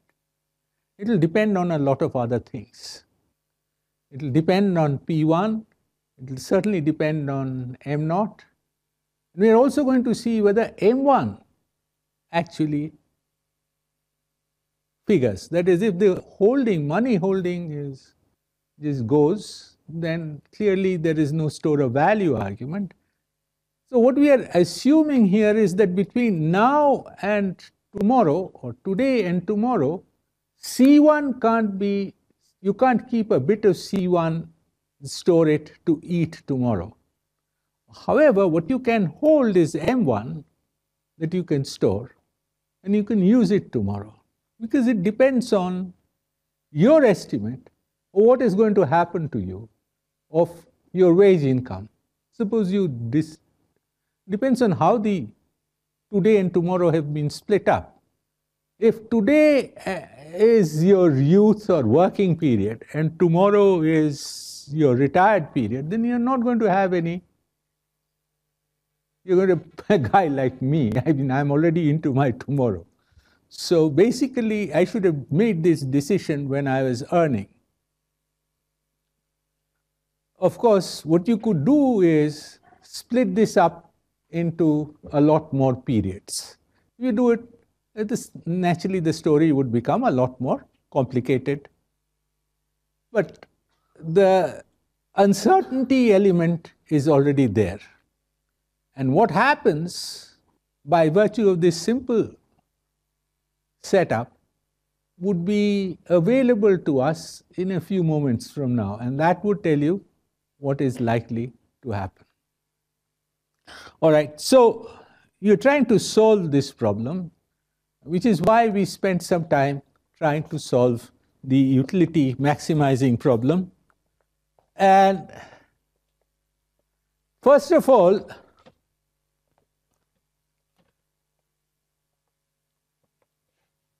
notice from this constraint that next period, what can you do? You blow it all on your consumption. You're going to consume everything. So you know C2 is going to be equal to W2 plus M1 by P2. So you plug that in, so you're actually maximizing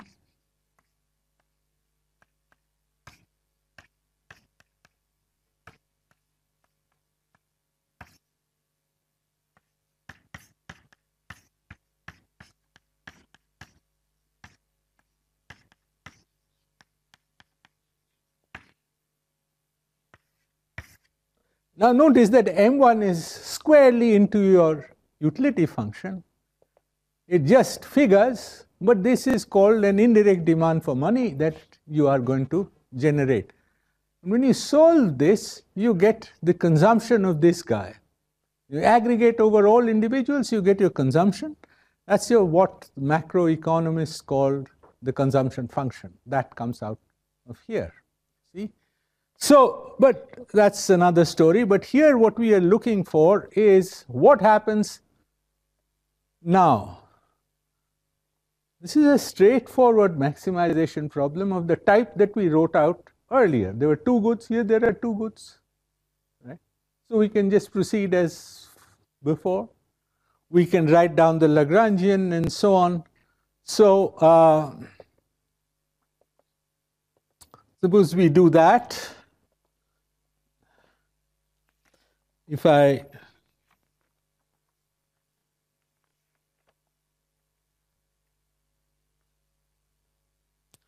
going to write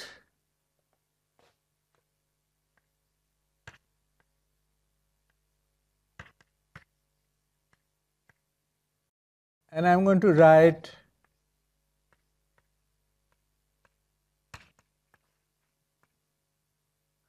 all right.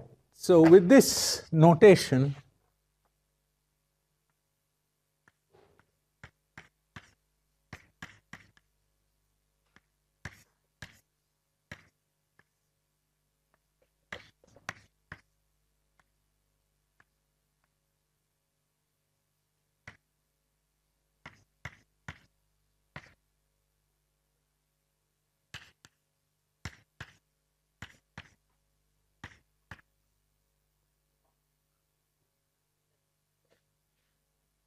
so your first order conditions, and let me again make a simplification. I'm looking for tangency, so I remove inequalities in my first order conditions because I want to interpret things quickly.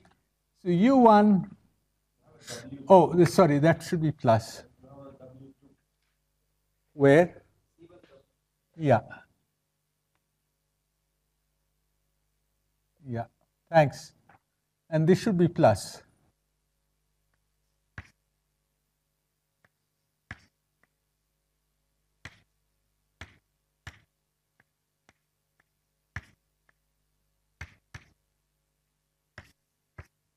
That's the derivative with respect to M1. So in this period, when he's solving this, he has to decide on C1 and M1 given his estimate of W2 P2. So that's the setup.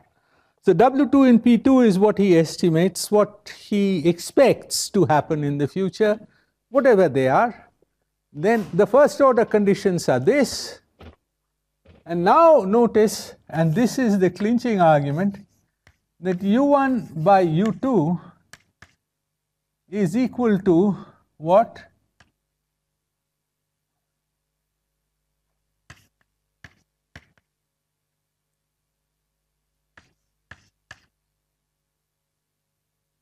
So U1 by U2, in other words, is P1 by P2, but this P2 is expected and is person specific.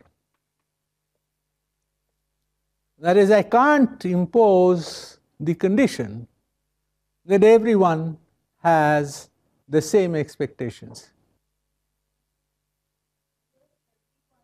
Could you speak into a microphone, please?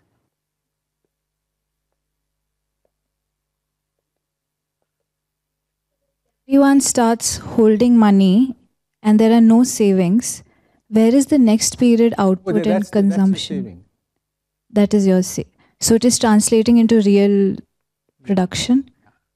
Your saving is M1, your money holdings, right? So there is no difference between holding money or keeping it in the banks. It's the same thing. I don't have banks, right? If I had banks, then the decision would be where to hold it, whether to hold it in banks, whether to hold it with you. So it is translating into capital. Yeah, that I can interpret it as savings. That's your savings. In fact, you see, your savings is going to be not, you see, what do you have? You see, your savings is going to be the entire thing. You see, W1 plus M0, well, it's going to be M1. That is M1, which is the balance of whatever you have at stock. And there's no interest rate come in the picture or anything? There's no interest rate on what? On your savings. It's no bank. I have not put into a bank. But if I put it into a bank, then next period it will be M1 into a rate of interest. Yes. But we're not doing that. We're not doing that because that's not what I wanted to. That's not the essential point. But I can easily accommodate that, as you can see. All right? I can easily accommodate an interest on the bank. I can easily accommodate the following. That you can either buy some assets, put it into the bank, so next period you will get a stream of returns. So just imagine how messy all this is going to be. So I have simplified. Formally, there is no problem at all in admitting the kinds of things that you are talking about. But the essential point is this point, that U1 by U2 is P1 by P2 expected. Now, P2 expected of whom? Of this individual. So if the P1 is current prices, today everyone has the same price, but the expected prices are different. So if you look at the marginal rate of substitution, the slopes cannot be equal across individuals. There's no way that can happen. And remember, for efficiency, one of the conditions that was required was that these two things be equal, these slopes be equal across individuals. So immediately the structure of the problem is such that you rule out efficiency. So efficiency is gone. So there is going to be wastage of some kind, right? Question is whether you can in fact get rid of it. Now, of course, once you have done that,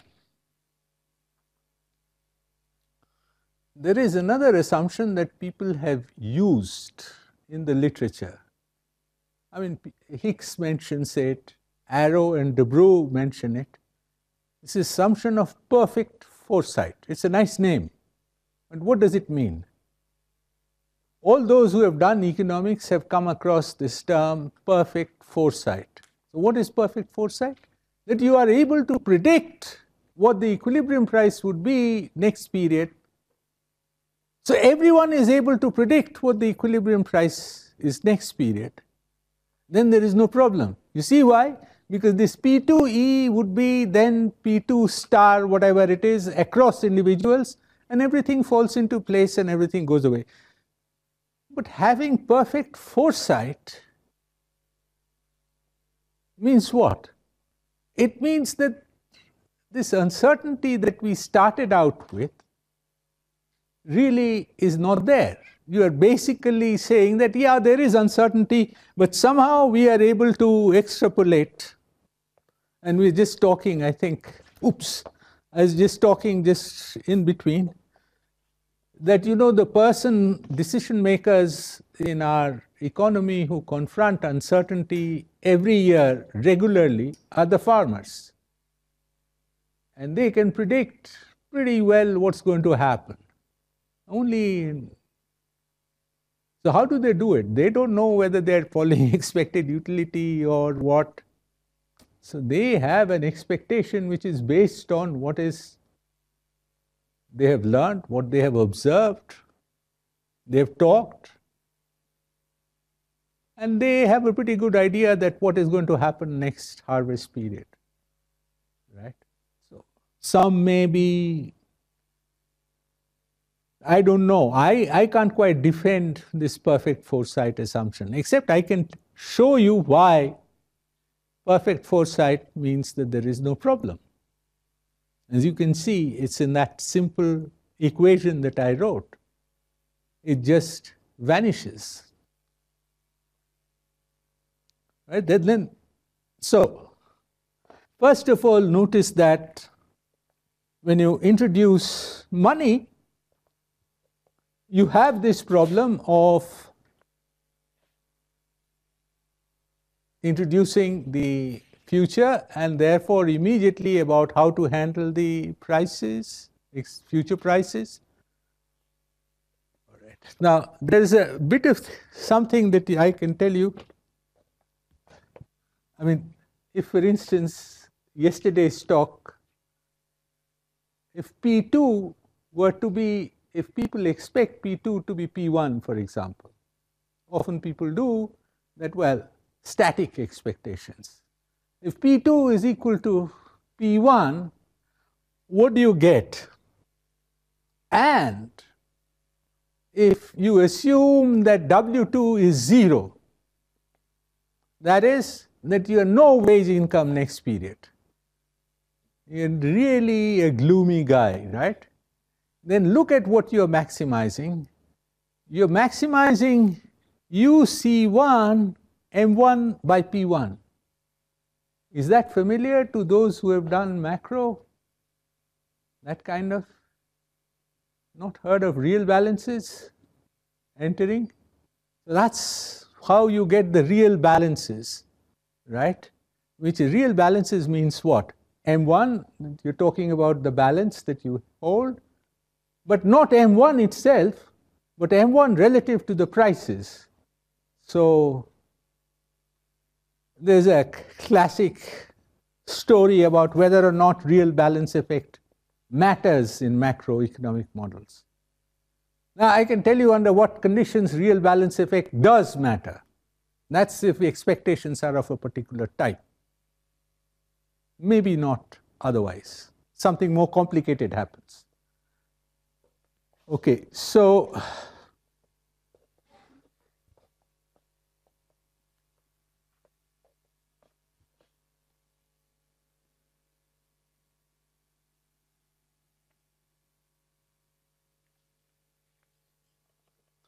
now, I think the first thing that you need to notice is that if allocations are going to take place because of expectations, why don't markets form?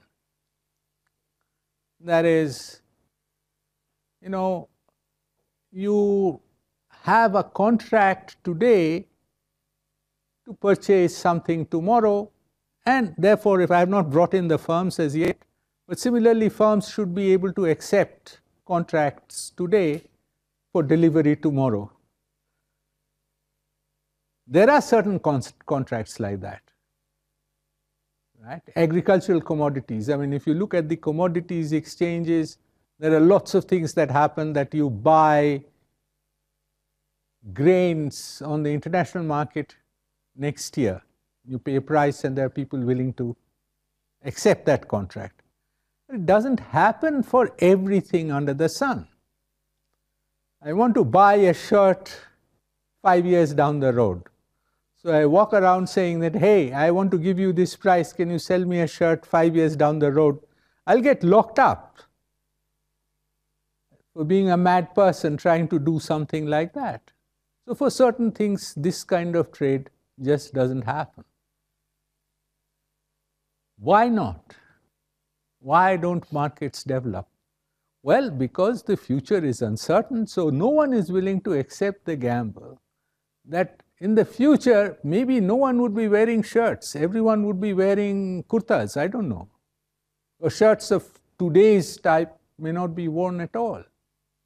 Or the material may have just been replaced. Things may have become obsolete. In fact, I have to tell you that once, again, going back to my experience in Japan and obsolete quantities, I wanted to tell people about things becoming obsolete, so I mentioned a typewriter. This is all Japanese, right, students. So as soon as I mentioned typewriter, they immediately went into their dictionaries. I mean, they could understand English, but they didn't know what a typewriter was. They had not seen a typewriter. So I could not explain to them. So one of them said, oh, you mean a personal computer? So I said, no, it's not a personal computer. So, and then I said, oh, forget it.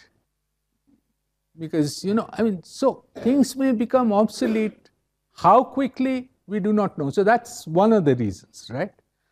And so therefore, we can't quite get at the cost of the thing, all right? So the cost would be something quite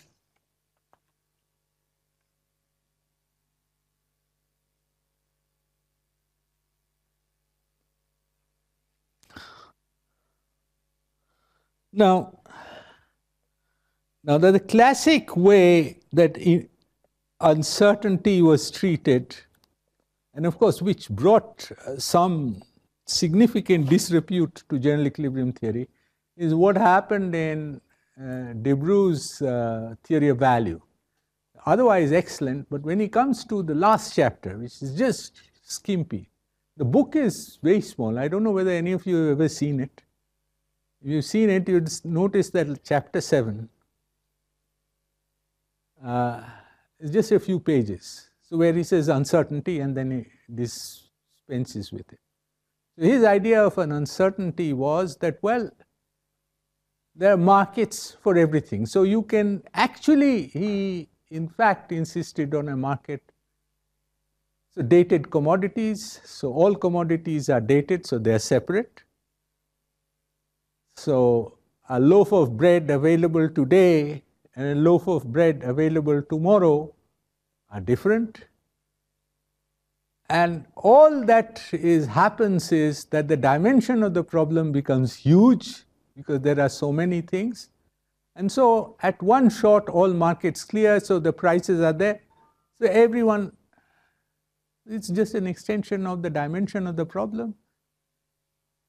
And so, but these markets don't exist. And certainly you can't go to your local fellow who gives you bread, say that you want to buy a bread 15 years down the road. That, as I said, doesn't happen. So if you don't have these markets, and then this entire literature about incomplete markets. So why are markets not there? Can some markets develop? So there are this literature that happens.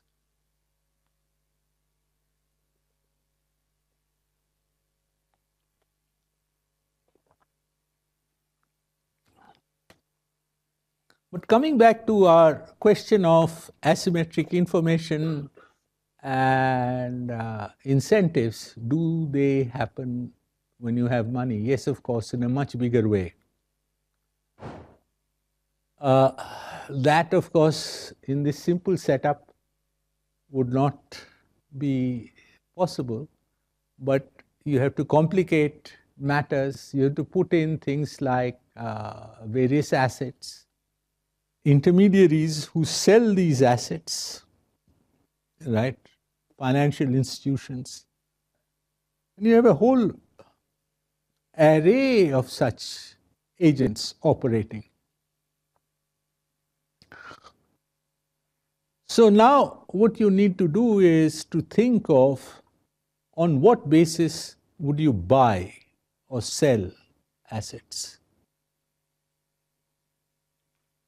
You see, in the stock market, every day there are certain people who are buying and certain people are selling.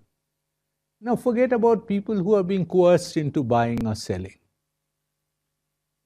You can't be coerced into buying on the stock market, but selling on the stock market, and therefore someone gladly buying from them. Under some kind of coercion, you need the money, so you decide to sell. Forget about these people.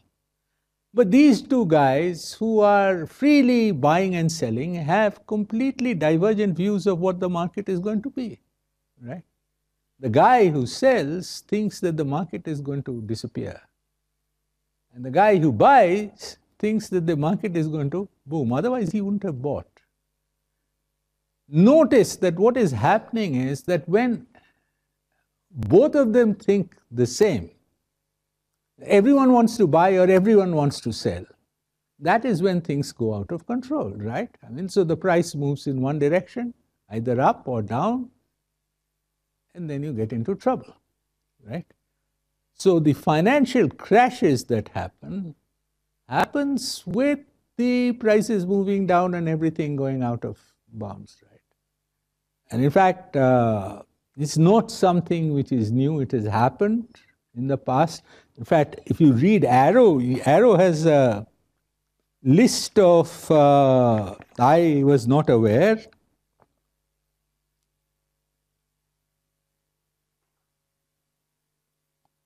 He says financial crises are not a new phenomena. The history of capitalism has been marked by repeated collapses of the financial system. Situations in which the markets for loans disappear for extensive periods of time. So now you can see what is the problem.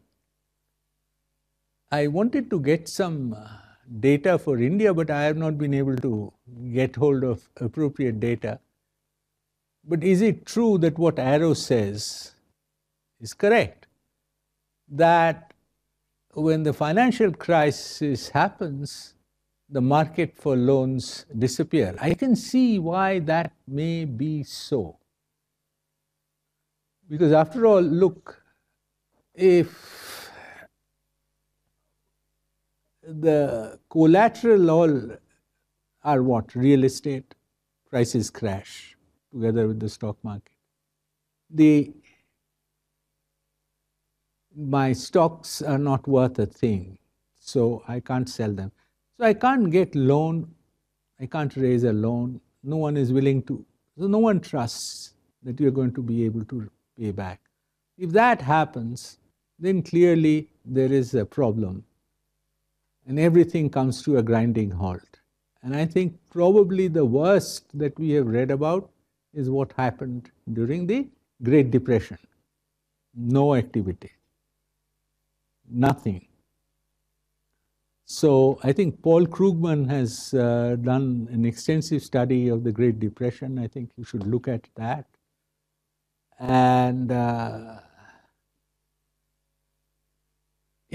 I think I am not really an economic historian, I think, but still I think what got the US out of the Great Depression is the fact that you had the Second World War happening.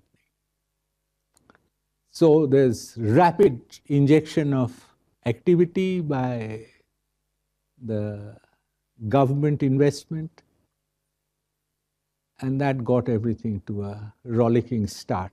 And the overheated economy continued right through for a long time. So somehow like that, something like that must have happened. Now, but why did things go bust? I think the best example, as I have said, is what happened during the Lehman Brothers thing. What happened during the Lehman Brothers thing is that whatever loans had been given out were not really loans which are worth giving. I'm afraid the same thing is happening in India. You know, people are pushing loans, saying that you would want loans, I'll give it to you, provided you have to pay them back at some stage, right? And so there comes a time when if they say that we won't take any papers, you just come and sign, it's very easy. That is really quite, you know, it's really about incentive. Why are they doing that? Why are you pushing people to take loans when there is no guarantee that they'll be able to pay it back? What's going to happen? So the banks are in fact going to find that they have a lot of bad loans, as they do at the present moment. And basically it's the same thing that is happening. The incentive has been set wrongly, so the companies which are selling these loans have been told that, hey, you fellows, go out and sell loans. How much loans have you generated? You get a bonus on that. So you go sell loans, how do you care? So there is that, and in fact, the entire thing about you are going to get people who are going to take these loans are precisely those people who won't be able to. So you have the adverse selection. You have moral hazard, because the people are going to say, okay, I don't need to worry about whether I can pay loans or not. I just sign a piece of paper and I get it. So all these things start happening. And so that is how the entire thing rolls. Now, one other thing that I want to say is that how does this all link up with the general equilibrium theory that we have been talking about, or the competitive equilibrium that has been talking about? Well, there have been experiments that have been conducted on price setting behavior. Now, these are not, these are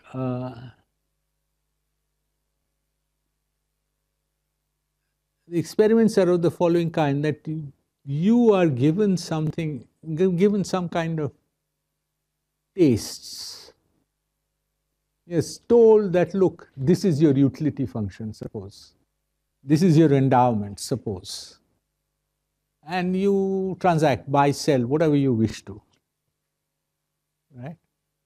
Then you meet, and these are not competitive fellows, right? So I go to you, I sit down and say that, look, I think I need to buy 1 unit of this.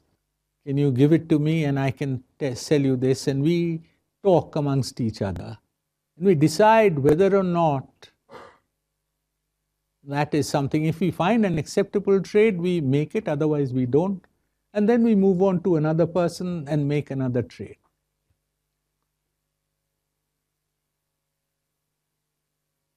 And the question arises is, what happens to the average price at which transaction takes place? Right? And you track that. See, lo and behold, you find that if you had sat down with your computer or pencil and paper and solved for the competitive equilibrium for the model, tried to figure out how the prices should move using the usual thing that price goes in the direction of excess demand and so on, and you try to move. On the average, this kind of price behavior behaves exactly like that. So notice that the kind of experiments that I am talking about, they tell you that, look, maybe you people are doing something, but it matters for us to know what is happening to the economy. So if the economy is going to go bust, then there would probably a very good chance that that would also happen. Right? Now with that, I think I'd like to stop and take some questions maybe and then proceed. W2 was equal to W1. Yeah. I mean, then does that give you any point? If P2 W, is P1, sorry, if, P2 was P1, right, let's say, and W2 you had assumed to be 0. yeah. That was one case that you said. What if W2 is equal to W1? Does that W2 is equal to W1. No, that, I just mentioned that because there is a rather well-known literature on the real balance effect, which comes out when they write the utility function as consumption and this M1 by P, M by P. Now, the question again, and that literature was that how do you generate real balances, whether you have real balance effect or not.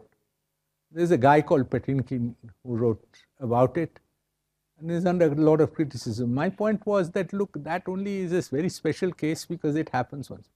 If W2 is equal to W1, I mean, fine. I mean, there will be something that follows. I mean, there's no specific point of interest to nothing that I know of. The other thing is you gave those two examples, LA's and this Ellsberg example, where empirically, that was empirical, right? Yeah, People yeah. chose the different, the contradictory choices were made. Right. So is there something where people have, so now one of the uncertainty here is in P2. Like you said, look, if everybody has a different price expectation, that would, efficiency thing will collapse. Now, that seems to point to something else, in the sense that depending upon people have different, there is some sort of an optimal U, which let's say makes it consistent, right? I mean, let's say there is the U which everybody, if they had enough time to invest and everything, they would pick that. But then people pick different utility functions around that. Let's say Yeah, there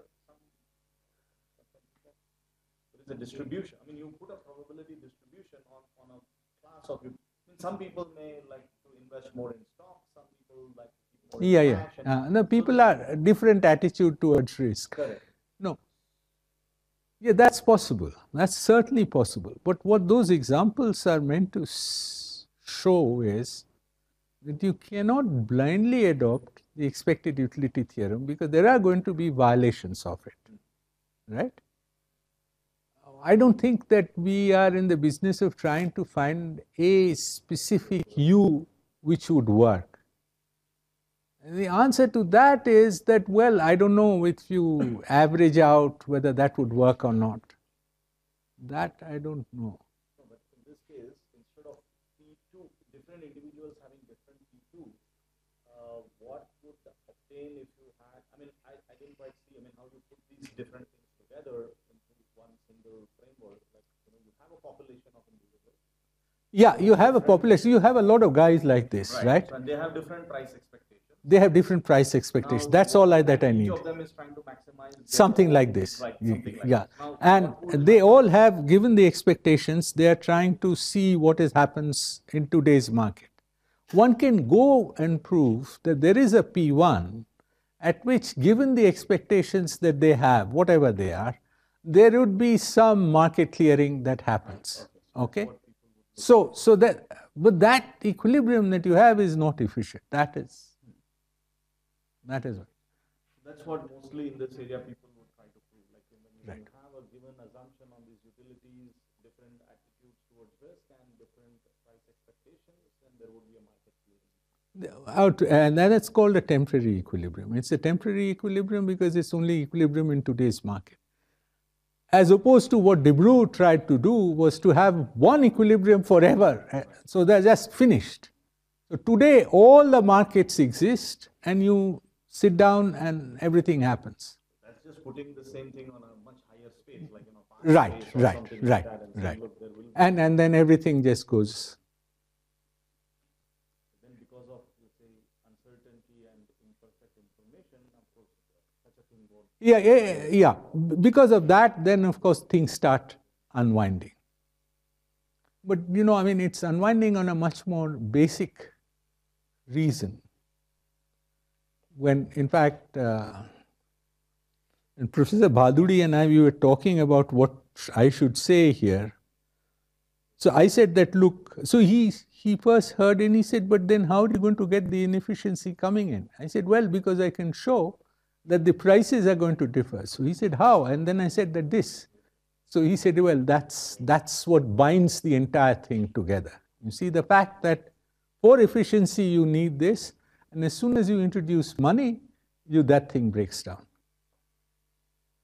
What if you had more than, like, say, two periods, let's say you have 3 periods, and now at the second period, people have different realizations of what they're expecting a certain price. Yeah, and so what they start out with P3 in the first period, maybe get revised in the second period. That you can do, but in the first period, then the same thing would hold, right? You kind of work backwards. I haven't the thought. problem here is finding these this problem. It would be finding you are trying to find C1 and an M1. Yeah, you can still find an M1. You could be able to find an M2 also, because then M2 is something that you can hold in the second period if there is a third period, for example. Well, then, you see, here the only trick is that instead of writing one budget constraint, you write 2, and then you eliminate one at a time. It becomes easier because in the second period you know that everything is going to go, there's nothing else happening. So that gets eliminated and you plug it back, right? So that gives you this demand for money that comes out. It also gives you that you would hold money, right? And you just need to put some restriction that the guy is not, he doesn't have a lexicographic preferences, then you just not hold money at all, right? You just eat it all up, right? So if he's not doing that, then he should be holding some money at least.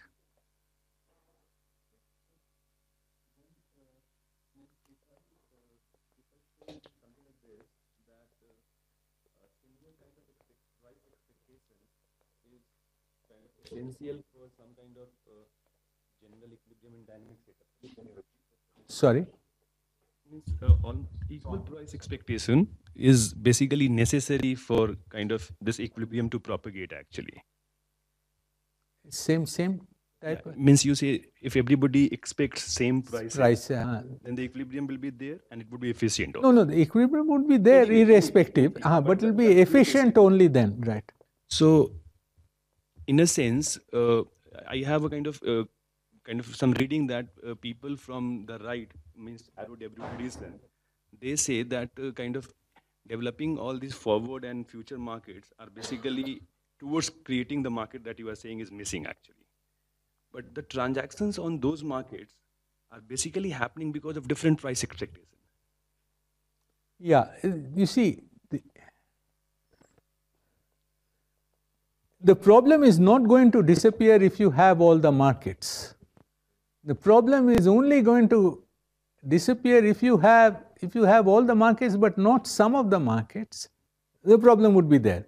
If you have all the markets that De Broglie talked about, then the problem disappears. But you can't have that. You see, this is very, in fact, you should read this thing between what Debrew wrote and what Arrow himself here says.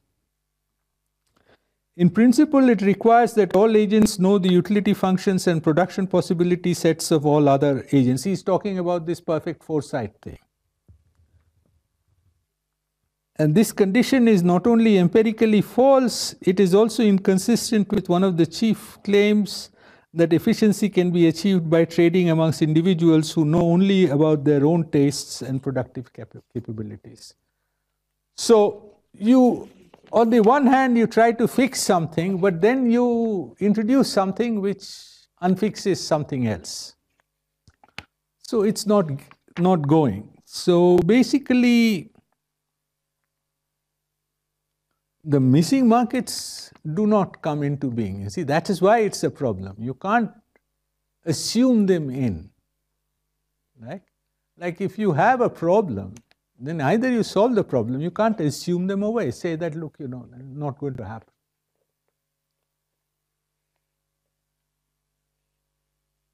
So basically, introducing all the markets is not going to work. Basically, whatever solution some of them are providing is not a solution at all.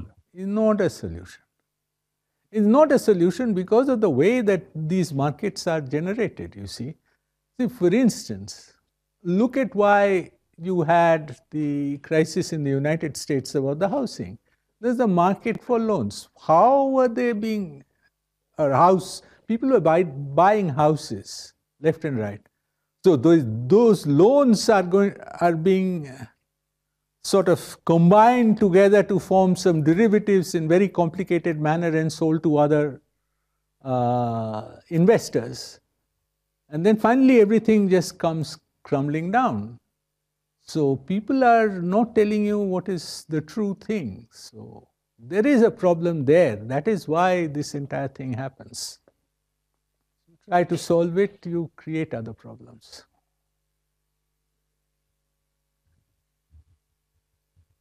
You look certainly very puzzled. You think this can be solved somehow? Maybe. I mean, I don't know, but at least it doesn't seem to me that the literature is at a satisfactory stage where you can give an answer.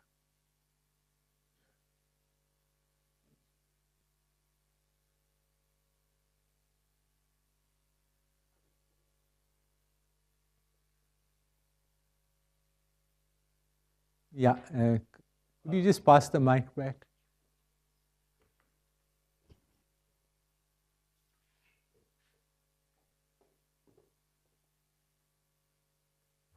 I had a question about this U1 by U2 equal to P1 by expected price. So, can one make an argument for some sort of an administered price system?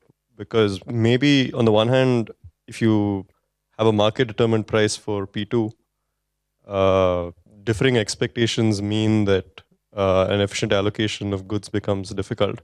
But on the other hand, if P2 is fixed by just one player in the market, at least that brings every individual's expectations in line as to what the price would be in the future. No, you're giving me I don't know whether it's plausible, but if somehow you can make the price, expected price, to be the same across individuals, yes, that would work. The question is whether you can do it. If you can do it, then fine, then the entire thing works. But if you look around, you find that the market is breaking up, it's not working well. So the question is, why is it not working well? Is it something intrinsic to the model, or is it something outside? So basically, there's something intrinsic to the model, plus on that you add the fact that there are problems of asymmetric information. You have incentive problems. So all these things together, they create huge problems. How do you come to know that which is the last period where you need to fix the prices? Sorry? Means how in 2-period model, you can fix the prices in the second period, and you can somehow force converge the expectation to have an efficient outcome. Imagine something like that you can do. then how you can do this in a multiple? Yeah, I mean, you have to keep fixing the prices in all the periods, because you see, no, there is a, something that what he's saying is that, all right, you may mess it up in the first period, but then, everyone sees what the price is. So on the basis, suppose people are basically Bayesians, so you go on revising. So then the next period, everyone tends to cluster together. So ultimately, but you see, the thing has been destroyed because in the first period itself, there is a problem. You see, the first period problem can't be solved, at least not easily. Just to kind of continue with his argument, suppose somehow with stick, we force everybody to believe that the prices will be P2. Yeah, then there's no problem. Then there's no problem. But what do you probably think, means maybe the question is very out of the box, but suppose this is going to happen in now multiple periods actually. You see, if you fix it, the second the P2 is the same across P. So you fix it the same way for P3, then the problem goes. Okay, but then basically then the problem would unravel because of what I talked about the first lecture, manipulation. People would try to manipulate. See, after all, that is what is happening.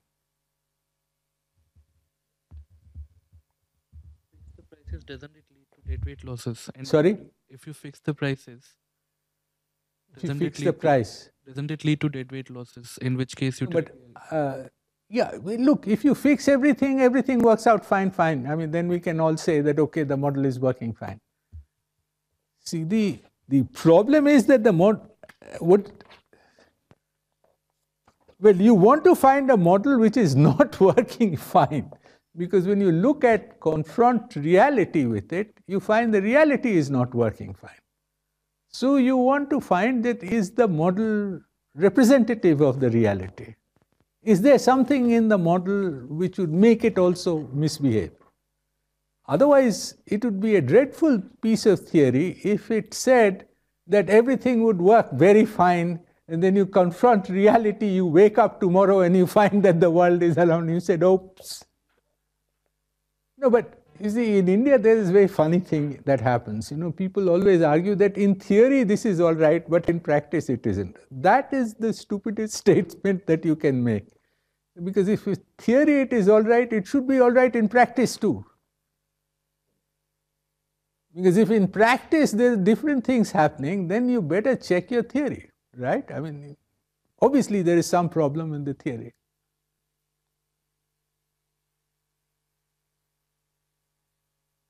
So there are problems. What do you think in few lines you can say is that world is going to solve the problem of missing? Who am I? I mean, why are you asking me for all this? I am not a soothsayer. I can't say these things. So, well, I don't know. You see, I think I have a slightly different take on all these things. I think a lot of the problems would be resolved if we behave in a somewhat more different fashion, right? If we, I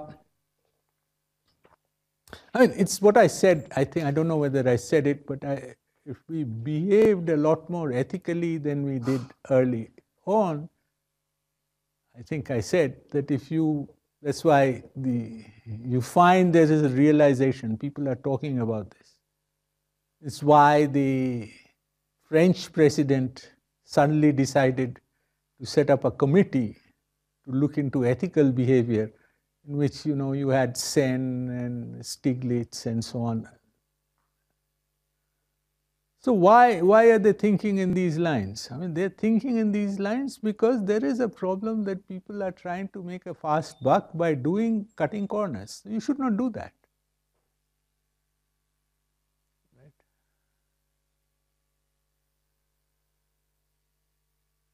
But people would say that that's not economics and so on. When the question is, what is economics? I'm not very sure.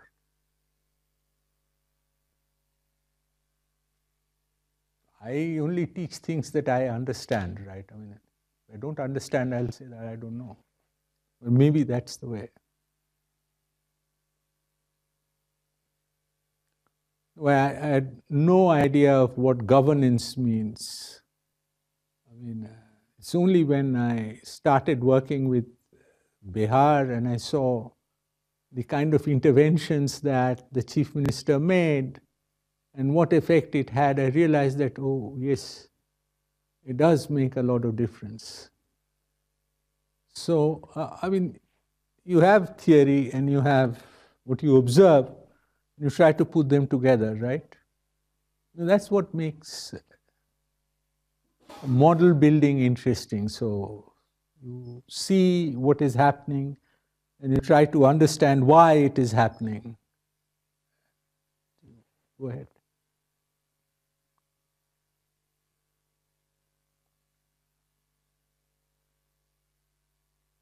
I've run out of, I mean, I don't know. I have still 15 minutes left. So any more questions? I finished a bit early.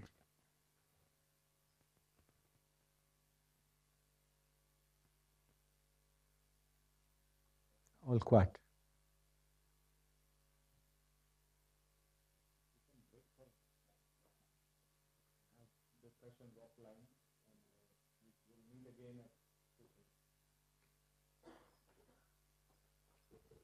Thank you.